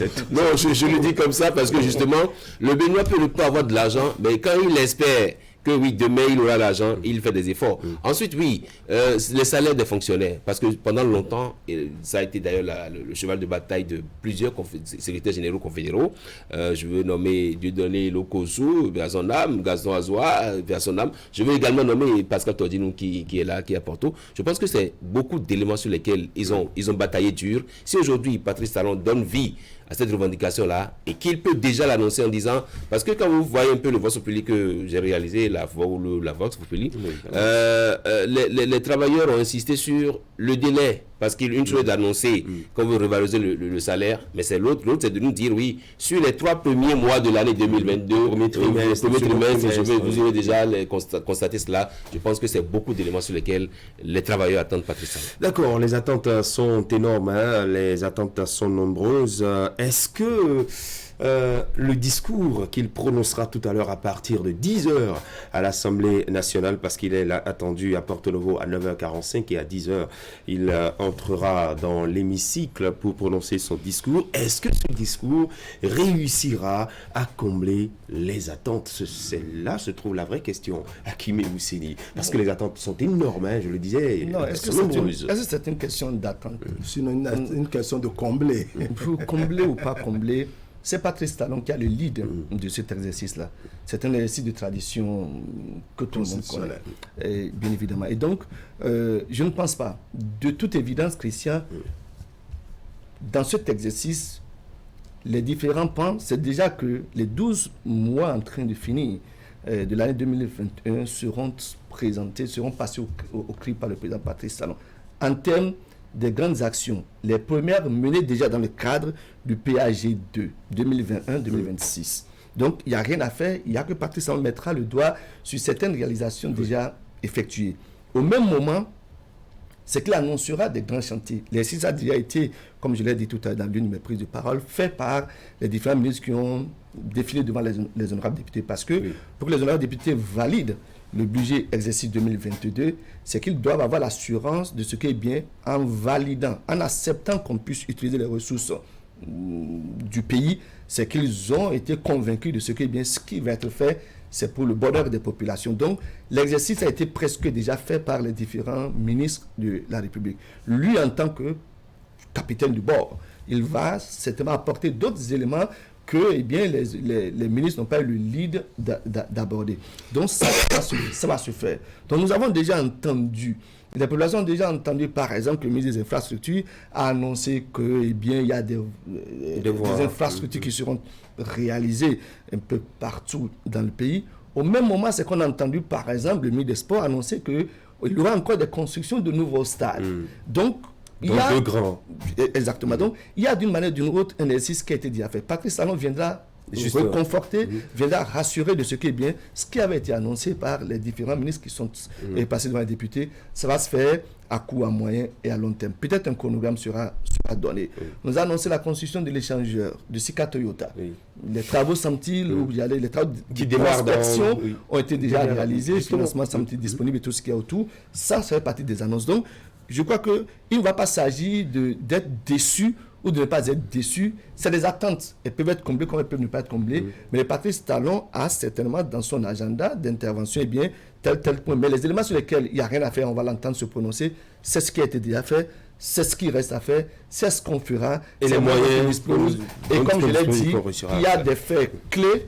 c'est la question de la sécurité au nord du Bénin, c'est la question de la crise politique, il faut ainsi l'appeler, et puis la question aussi de la crise sanitaire. Et justement, vous avez parlé de réalisation d'infrastructures, c'est comme si c'est passé aux oubliettes, hein, la question de la construction d'un grand aéroport international à Glodjibé. On rappelle que les dédommagements ont été déjà faits depuis plusieurs mois déjà. Ça devient quoi? Bon, on n'entend plus parler de ce grand projet et beaucoup d'autres aspects. Je faisais ma question à Kimé Oussirou. Sur la question de l'aéroport de Glodjibé, on peut tenter quand même de se prononcer là-dessus. Moi, quand je jette un coup d'œil sur l'investissement qui est fait sur l'existant, l'aéroport international Bernardin Gantin et consorts, j'ai peur. Je vous ai démenti. Pas qu'on gare, mais que ce ne soit pas effectif durant même ce quinquennat. Parce que je me dis, c'est ma conviction, elle peut être fausse, Christian. En fait, il y a de gros efforts pour donner, je dirais, une image internationale et une image moderne à l'aéroport Il est dit que c'est en attendant. Quand vous y allez, Christian, aujourd'hui, vous êtes bluffé. Justement. Ça a changé, il y a quelque chose de plus intéressant que ce que ça avait été des années en arrière. L'aéroport de Parakou, moi, ça m'embête, je ne comprends pas. Pourquoi est-ce qu'on a quand même consenti de gros investissements dans cet aéroport? Qu'est-ce qui cloche? Qu'est-ce qui empêche de mettre en service cet aéroport? Donc, tu vois, vous voyez plutôt, quand vous avez Kadiaou, vous avez Parakou, et qu'on annonce Glodjibé, sans mentir, je reste sceptique. D'accord. Allez, moi je crois que c'est un scepticisme justifié chez Hakimi. À Glodjibé, le compteur est encore à 0. À Parakou, il y a des on ne dira pas totalement. Oui, non, en tout cas, comparer des actions. Je suis d'accord. Quand je dis le compteur est à 0, c'est en termes de réalisation. On a déjà déblayé le terrain. Il y a eu des dédommagements. Dédommager les populations et autres. Les études de faisabilité et autres ont été faites. Mais à Parakou, on n'est pas à cette étape. On est à l'étape de réalisation d'un aéroport qui peut-être veut qu'à la dernière minute maintenant on puisse apporter les réajustements et autres, corriger les défauts techniques et autres qui sont ceux de l'aéroport. En tout cas, ce qu'on a reproché à l'ancien régime. Moi, je ne souhaiterais pas que cela reste comme, je ne sais pas, un vestige qu'il faut chaque fois critiquer, mettre ça sur le passif d'un ancien régime. L'État est une continuité. Ça, c'est ma lecture des choses. Étant donné qu'on a consenti de gros efforts, l'argent du contribuable, comme on dit, je pense que l'heure est venue d'accélérer les choses. C'est vrai, il y a de quoi se sentir hors du Bénin, n'est-ce pas, ou à l'étranger quand vous allez à l'aéroport. C'est comme si vous avez déjà voyagé. C'est vraiment beau. Sincèrement, on est tellement séduit par l'aéroport international Bernardin Cardinal de Kadiaou parce qu'un grand investissement a été fait à ce niveau. Donc je voudrais qu'on puisse... Justement, c'est juste un appel, juste un aspect des différentes questions. C'est même ce qu'on voit de l'extérieur. Quand vous êtes réellement voyageur, vous avez la possibilité d'accéder à l'intérieur. Vous voyez que franchement, de gros efforts ont été concentrés. Alors, rattrapons-nous à travers... C'est certainement que les mots seront bien choisis, bien alignés dans ce discours du chef de l'État, de quoi, je dirais, apporter une satisfaction, je dirais, peut-être partielle ou morale pour les concitoyens, les compatriotes. Mais à l'arrivée, il y aura certainement de grandes annonces. Quelles sont vos craintes que cela se réalise sitôt pour véritablement satisfaire le concitoyen béninois? Est-ce qu'il y a des craintes que des annonces ne se réalisent? Non, je ne pense pas, parce que si le gouvernement, avec la réélection de Patrice Talon, si on a dû attendre tout ce temps pour finalement nous présenter un PAG qui n'est pas encore officiellement présenté d'ailleurs, et donc on attend que courant janvier ou 3 premiers mois de l'année qu'on nous présente le PAG grandeur nature, comme on a été habitué ces derniers temps. Je pense que Patrice Talon fera des annonces, et en tenant compte forcément de ce qu'il y a comme cagnotte, en tenant compte de ce que nous avons comme possibilité aussi. Il nous a fait habituer à des promesses démagogiques, ce qui est clair. J'ai parlé tantôt du SMIC, j'ai parlé également de la revalorisation du salaire. Les attentes... le nombre de Béninois qui ne sont pas fonctionnaires de l'État, Tout à fait, ils n'ont pas droit à un SMIG et autres, mais qui sont quand même dans la masse et constituent un grand nombre. Et c'est en cela que je dis, ce discours est très attendu. C'est déjà que ça intervient à la veille d'une nouvelle année. Patrice Talon va forcément faire des annonces, mais ce que nous attendons, c'est qu'il fasse des annonces qui décrispent le climat politique. Qu'il fasse des annonces qui fassent soupirer le peuple béninois, parce que justement, n'oubliez pas, il y a des plaintes. Il y a des plaintes, du point de vue social. Bon, voilà, on ne mange pas à sa faim, la crise sanitaire est à côté. L'eau potable, c'est vrai, des efforts sont faits pour qu'on trouve de l'eau potable, mais on veut une couverture à 100%. L'énergie électrique, des efforts sont faits. On attend également que ça aille plus en avant pour qu'on puisse aussi vendre de l'énergie.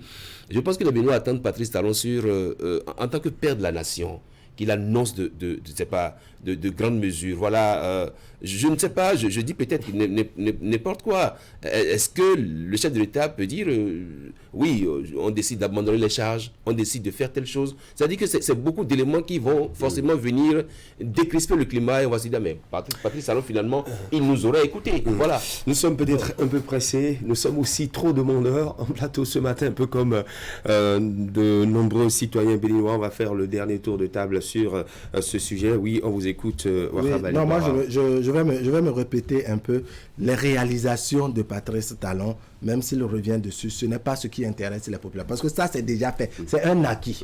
C'est ce qu'il fera, comment il le fera qui intéresse les populations. Et comme on le dit, entre autres choses, dans pas ce qui va dans notre ventre, ce qui est notre bien-être et autres, il y en a qui sont privés de liberté. Ça pose un véritable problème. Certes, il y a des choses qu'on leur reproche. Ils se sont mis, je dirais, en marge de certaines règles en République du Bénin et par conséquent, il faut leur tirer les oreilles. Mais les mêmes tests, ou parmi ces tests, il y a un qui est qualifié de guide au Bénin, c'est la Constitution qui donne une certaine prérogative au chef de l'État et qu'il peut faire quelque chose. Si c'est faisable, je pense qu'il peut le faire. Ça peut ne pas être maintenant, mais je pense que sur ces sujets-là, ce serait un peu malvenu si le chef de l'État parle de tout sans aborder ces sujets. Bien, pour que le président de la République revienne en 2021, courant avril à mai, en République du Bénin, et avoir cette possibilité de se retrouver ce matin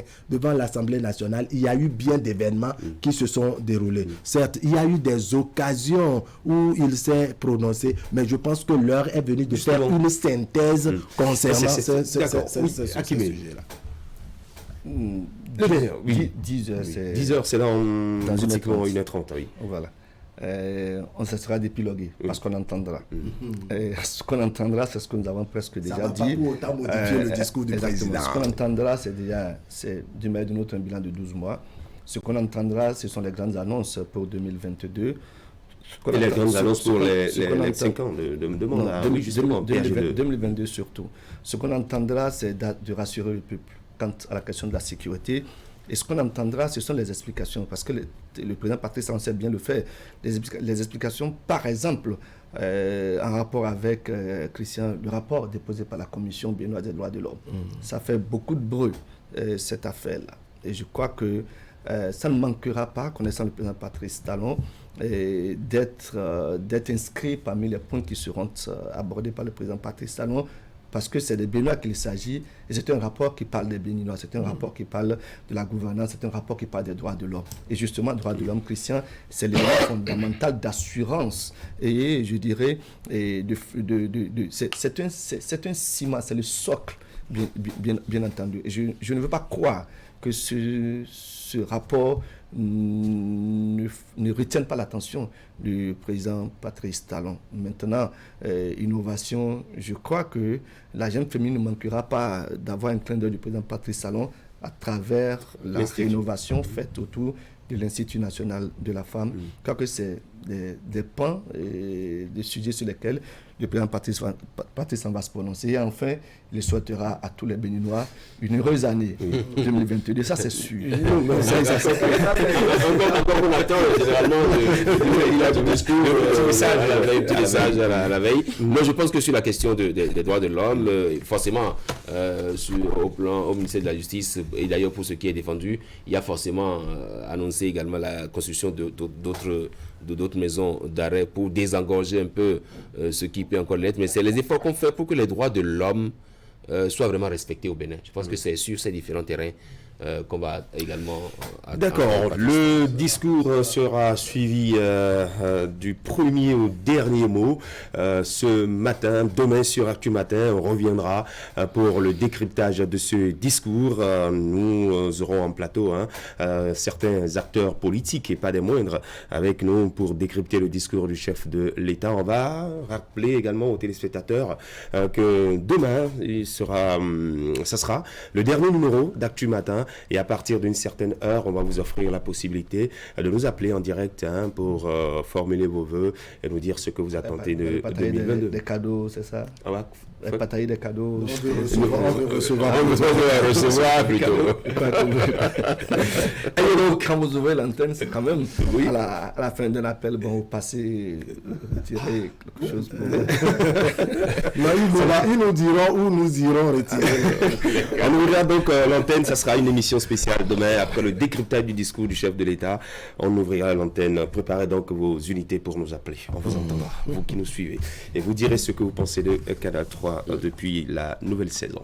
Merci à vous, Herman Niamboussou. Merci. Puisque je reste.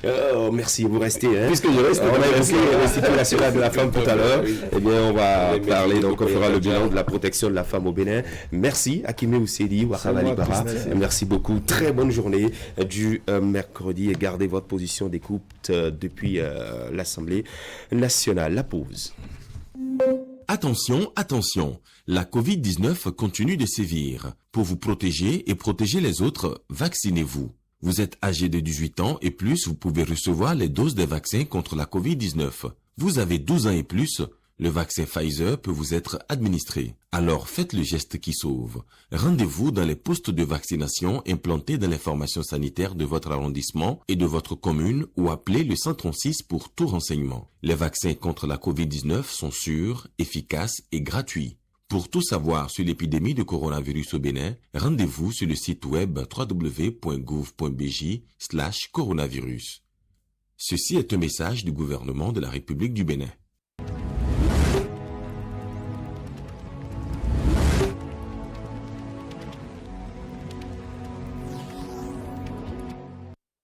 Pour les fêtes, il n'y a rien de plus magique que de vivre de bons moments en famille.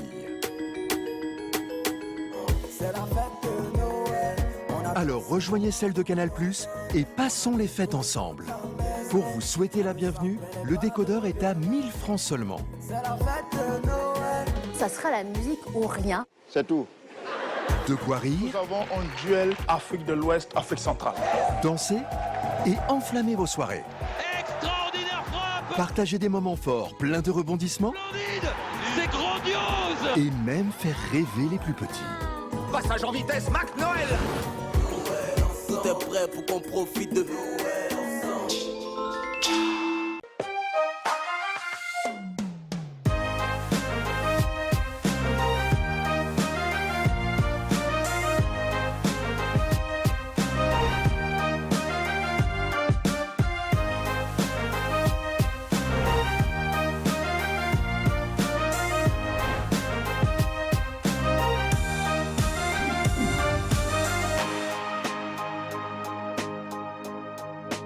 LBM, notre passion vous transporte.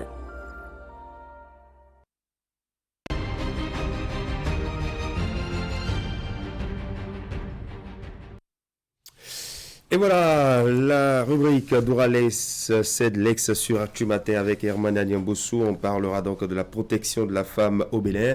On fera un bilan et parler des perspectives avec Maître Huguette Boukpenyakadia, secrétaire exécutif de l'Institut national de la femme. Bonjour, bienvenue. Bonjour, monsieur le journaliste. Bienvenue sur Actu Matin, Herman Niamboussou. Encore que pour les féministes, on dira secrétaire exécutive, puisque c'est comme si on masculinisait un peu le poste, non? Non, je crois que moi, je me sens tellement bien que If ou Yves... Alors, maître, oui, c'est vrai que le Bénin a souvent été, c'est pas pris comme étant un pays qui légifère beaucoup, mais qui n'applique pas ces tests. Est-ce qu'on peut aujourd'hui dire que l'état des lieux en matière de protection de la femme au Bénin est reluisant? Oui, disons que l'état des lieux, si on va parler des choses qui se passent, c'est un état des lieux préoccupant, c'est sûr. Parce que c'est vrai, il faut le reconnaître, à cause aussi des réseaux sociaux, tout ce qui se passait et dont on n'était pas informé émerge.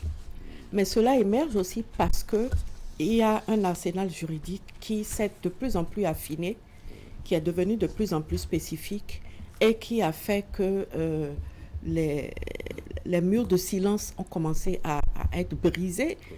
Tous les jours, nous apprenons des choses incroyables qui arrivent à des femmes, qui arrivent à des filles. Et je pense que l'enrichissement de l'arsenal juridique qui a marqué le dernier trimestre de cette année est à la mesure, en fait, de la persistance, de l'aggravation d'un certain nombre d'infractions dont la caractérisation pénale démontre que c'est une violence qui est exercée en raison du sexe. Je veux parler du viol, je veux parler du harcèlement sexuel, je veux parler des mariages forcés et précoces, je veux parler des mutilations génitales féminines. Voilà en fait les 4, ça fait 4, je crois, 4 ou 5, 4 ou 5 oui. Infractions qui ont été placées désormais sous le couvert de la loi du 20 octobre 2021 et qui seront jugées par la chambre spéciale de la Criette qui sera créée par la suite. Mais Maître, on a l'impression, oui, vous l'avez dit tantôt, les réseaux sociaux contribuent pour beaucoup un peu à faire connaître ce qui se passe, ce qui se passait dans nos maisons sans qu'on en soit informé. On a l'impression qu'avec la loi, il y a un déferlement de cette infraction. Plusieurs enfants violés à Calavi, des choses par-ci par-là. C'est comme si les gens attendent les lois pour... Non, c'est vrai. En fait, moi je dirais plutôt que la loi est arrivée à point nommé. Pour ceux qui continuent de douter de l'utilité, en fait, de faire encore des lois, je pense que cette recrudescence qui a marqué l'année, vous vous souviendrez par exemple que c'est en septembre que la ministre en charge des affaires sociales et de la microfinance, si j'ai bonne mémoire, s'est rendue à Calavi, où il a été constaté que rien que pour un trimestre, il y avait vraiment plus de 20 cas, 26 cas, si j'ai bonne mémoire, de viol, etc. Donc ça, c'est venu, la loi est venue en octobre. Mais c'est qu'il y a, comme je l'ai dit la dernière fois, je dis, il y a, à côté de la loi, il y a un besoin pour nous de nous asseoir et de nous interroger et de nous demander qu'est-ce qui nous arrive. Autant, j'ai entendu un certain nombre de personnes dire pourquoi on veut faire les choses comme en Europe, on n'est pas assez mûr pour prendre des lois aussi spécifiques, etc. Autant je me dis, est-ce que c'est africain pour un Béninois de violer une enfant de 4 ans, 5 ans? Pourquoi on ne s'interroge pas sur d'où vient-il qu'un Africain, si on connaît nos cultures, si on connaît nos pratiques, d'où vient-il qu'un Africain estime qu'il peut violer une enfant de 5-6 ans? Moi, c'est la question que je me pose. Et je me dis, je pense qu'il faut qu'on s'asseye et qu'on se demande qu'est-ce qui se passe. Pourquoi des papas s'en prennent à leur propre fille? Pourquoi des papas violent leurs filles? Pourquoi autant d'inceste? Pourquoi? Je me demande, il faut qu'on s'asseye et qu'on reconnaisse que quelque chose ne va pas. Et que nous puissions nous dire, ça vient d'où? Et qu'on cesse de dire que... c'est-à-dire, autant nous parlons du patriarcat, de pesanteur sociologique, autant moi je veux aller un peu plus loin et me dire, au fait, nos pratiques et nos coutumes là, depuis quand est-ce qu'elles nous enseignent qu'il faut martyriser une femme? Depuis quand nous enseignent-elles qu'il faut violer des enfants? Nous qui disons tout le temps que ce n'est pas seulement le père et la mère d'une enfant ou d'un enfant qui les éduquent, que c'est la communauté, que c'est la famille. D'où vient-il que la communauté devient un danger pour un enfant? D'où vient-il que les tontons, les tantis d'une famille, les oncles et les tantes qui sont chargé, comme nous avions l'habitude de dire, d'élever un enfant avec ses parents devienne un danger. Peut-être parce que les lois antérieures aussi n'ont pas été fermes sur ces questions. On a peut-être laissé faire. Et les lois qui existaient, il y avait déjà un certain nombre de mesures qui étaient prises par ces lois. Nous avons toujours condamné l'inceste. En fait, ce qu'il faut constater, c'est une certaine forme d'impunité qui a régné. Une difficulté déjà pour les quelques plaintes qui étaient déposées à faire leur chemin normal jusqu'à arriver au niveau du parquet, faire l'objet d'une procédure qui arrive à son terme. Il y a plusieurs obstacles que ces processus ont rencontrés, sur lesquels, Dieu merci, on est de plus en plus en train de travailler. Et c'est vrai aussi que, quelque part, les réseaux sociaux jouent un rôle. Les réseaux sociaux ont leur travers, mais les réseaux sociaux ont aussi une certaine efficacité. Quand vous prenez une unité de police judiciaire qui est sur une affaire qui défraie la chronique, j'ai l'impression que je me rends compte qu'elle est un peu plus attentive. Parce que c'est un peu comme s'il y avait comme une sorte de surveillance citoyenne sur comment ça va évoluer, comment ça va se terminer, qui fait que je crois que ça pousse un peu à davantage de diligence, etc. Mais de façon générale, je suis en train de constater de plus en plus, particulièrement cette année, que les unités de police judiciaire commencent à faire plus diligence qu'avant.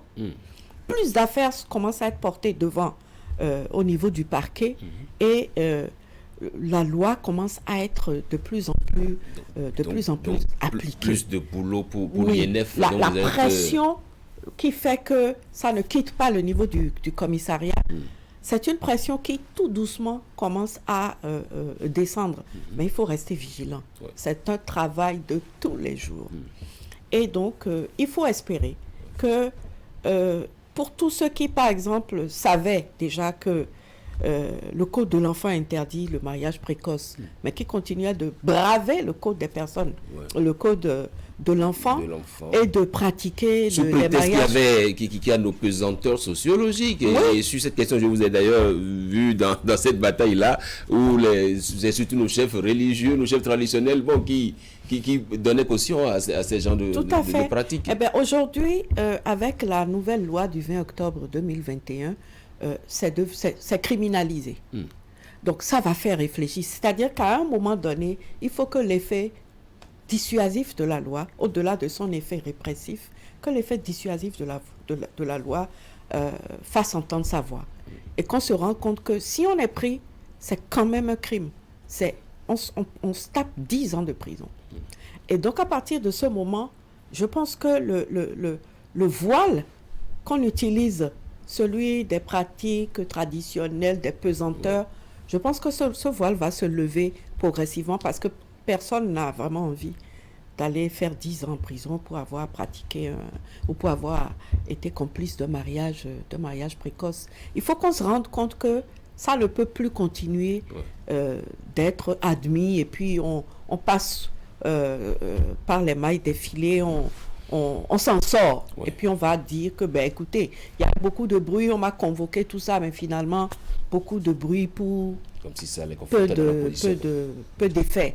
Donc, cet effet répressif de la loi et donner le sentiment qu'on ne jouera plus avec ces choses-là.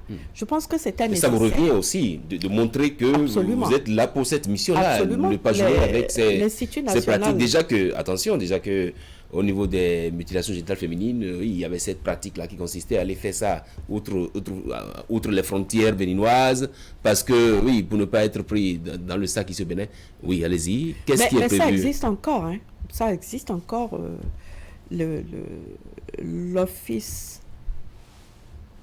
au feu, Observatoire de la famille, de la femme et de l'enfant, tout à fait.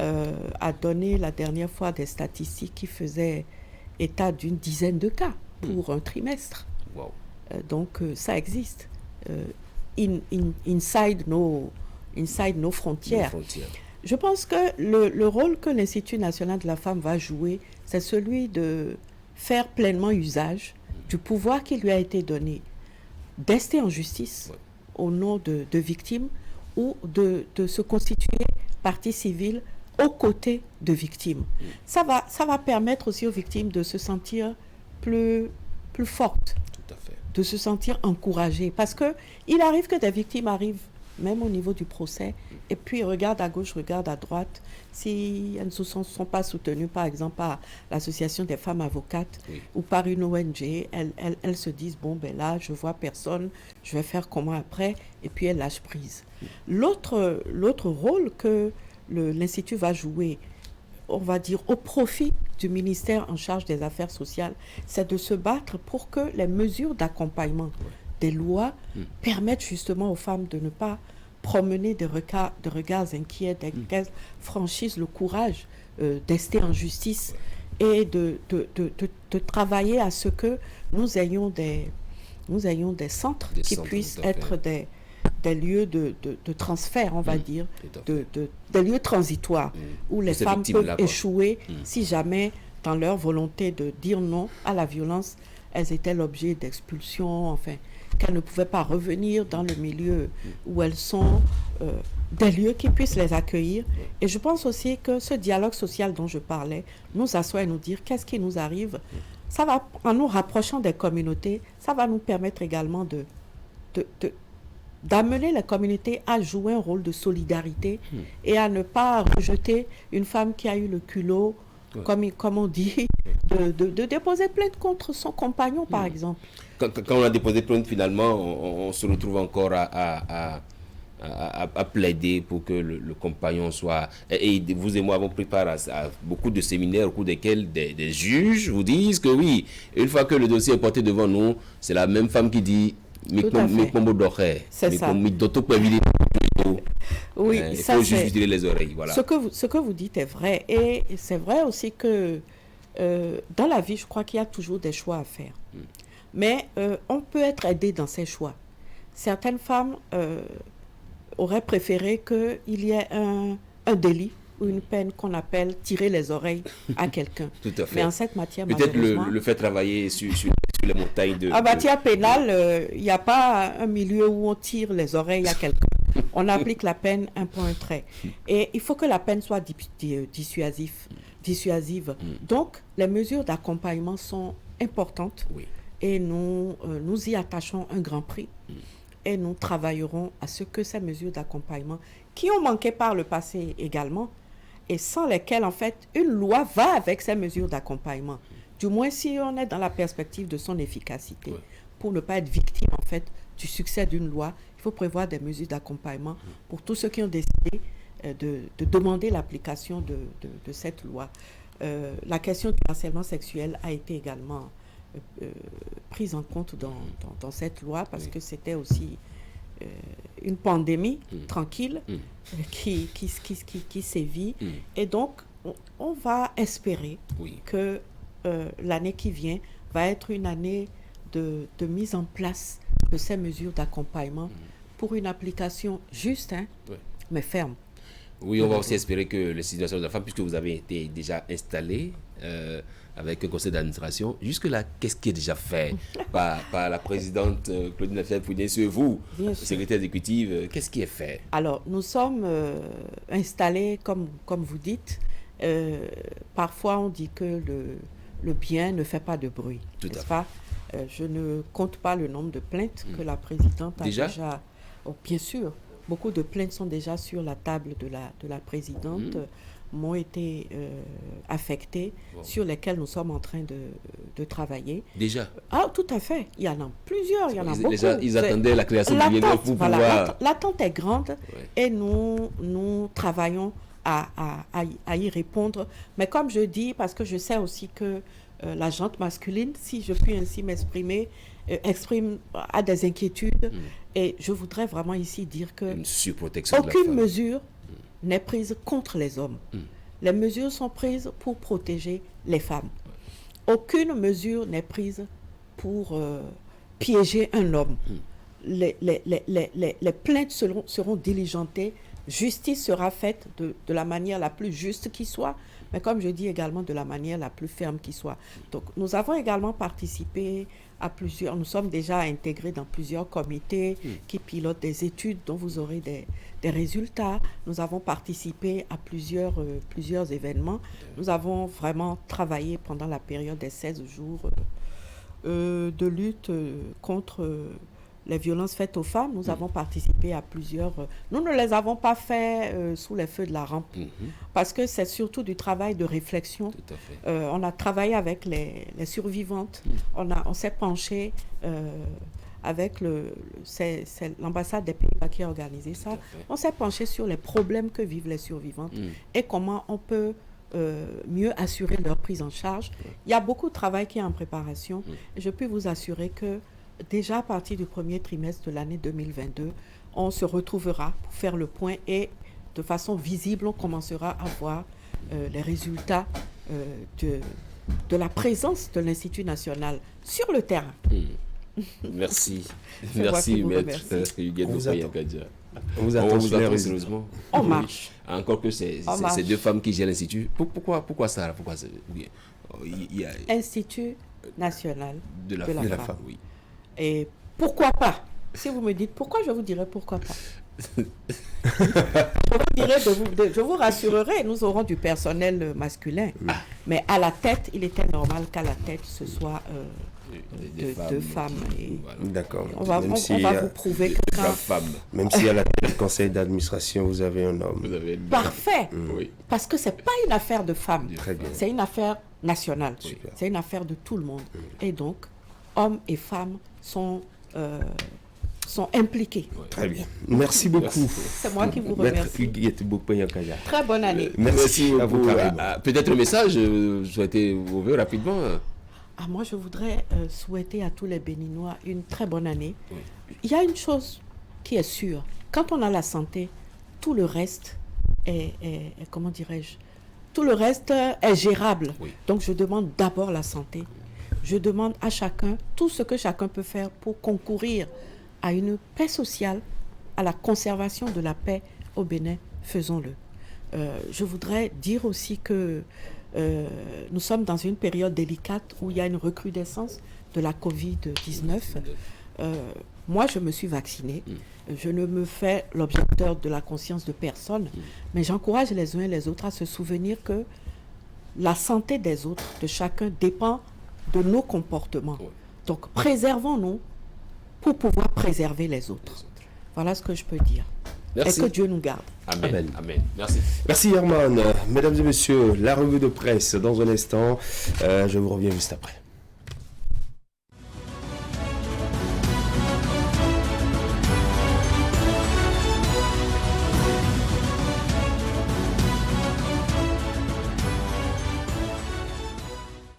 Mesdemoiselles, Mesdames et Messieurs, bonjour. C'est ce jour que le chef de l'État béninois, Patrice Talon, délivre son discours sur l'état de la nation au Parlement. À ce sujet, le Soleil Bénin Info croit savoir que le chef de l'État va faire le bilan des réalisations de son gouvernement au titre de l'année 2021, notamment les progrès enregistrés dans le domaine de l'eau et de l'électricité, des infrastructures, de la santé, de l'emploi des jeunes, de l'éducation, de l'agriculture, de l'économie et dévoiler les perspectives pour 2022 sur le chantier de la démocratie et de la liberté d'expression. Le réformateur national ne manquera d'arguments pour se défendre et remettre les pendules à l'heure. À l'occasion, insiste Fraternité, à l'occasion, il fera le tour d'horizon des actions menées par son gouvernement au cours de l'année qui s'achève, du cadre de vie en passant par l'énergie, la santé, la sécurité, la défense, l'agriculture, pour ne citer que ces secteurs vitaux.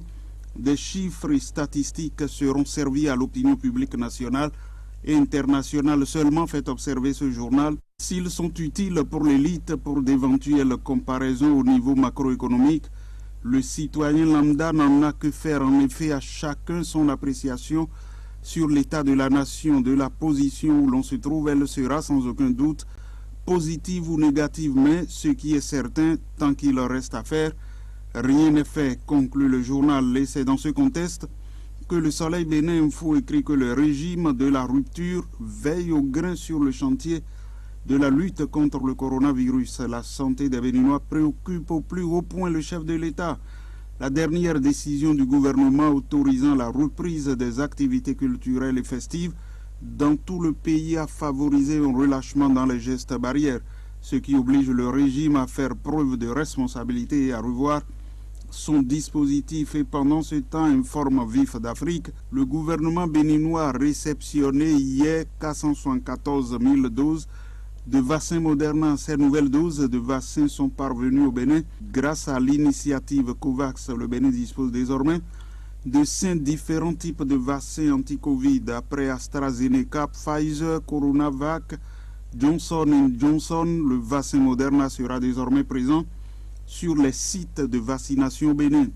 Par ce geste, le gouvernement béninois compte soutenir la campagne de vaccination en permettant aux Béninois d'avoir accès aux différents vaccins. Et puis ce matin, le quotidien Fraternité informe que l'indice d'inclusion financière s'est globalement amélioré dans l'Union économique et monétaire ouest-africaine, ressortant à 0,520 en 2020 contre 0,501 en 2019 sur une échelle de 0 à 1, selon le rapport annuel consacré au sujet par la Banque centrale des États de l'Afrique de l'Ouest. Par pays, cet indice s'est établi à 0,647 en 2020 au Bénin, contre seulement 0,170 en 2010. Le pays devance ainsi tous les autres de la sous-région. L'année considérée a été marquée au Bénin par la création par décret d'un observatoire de la qualité des services financiers.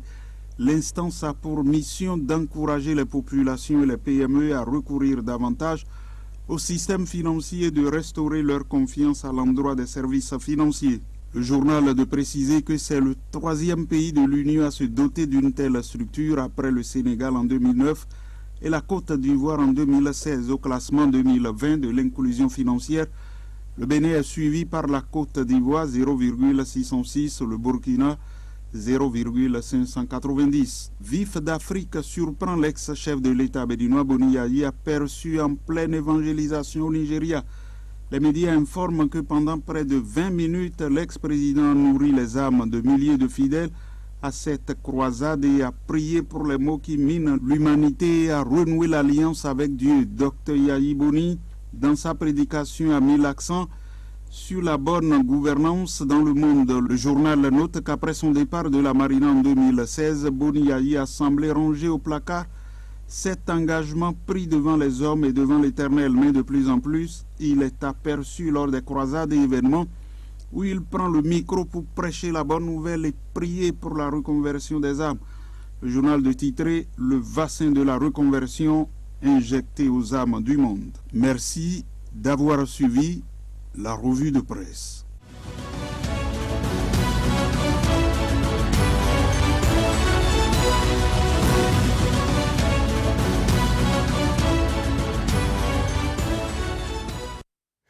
À l'instant, c'était la revue de presse sur Actu Matin avec Assiomo Kani à Siongo. Ça sera la fin de la matinale du jour. Et un rappel que dans l'actualité, on en parle depuis dimanche dernier en Afrique du Sud. Desmond Tutu, archevêque et icône de la lutte anti-apartheid, est décédé dimanche à l'âge de 90 ans. Le prix Nobel de la paix en 1984 de cette disparition reçoit les hommages du monde entier. Il est honoré toute la semaine à travers plusieurs cérémonies et ses obsèques sont prévues pour se dérouler le samedi 1er janvier dans 3 jours. Et puis Lulendo Matumona, le général d'FAO, s'en est lui aussi allé à l'âge de 63 ans. C'était donc le 1er décembre, le 31 décembre prochain, voilà, dans 2 jours. Il aura bouclé ses 63 ans. L'artiste camerounais a été victime d'une complication médicale de diabète et de Covid-19. Quelques secondes de musique.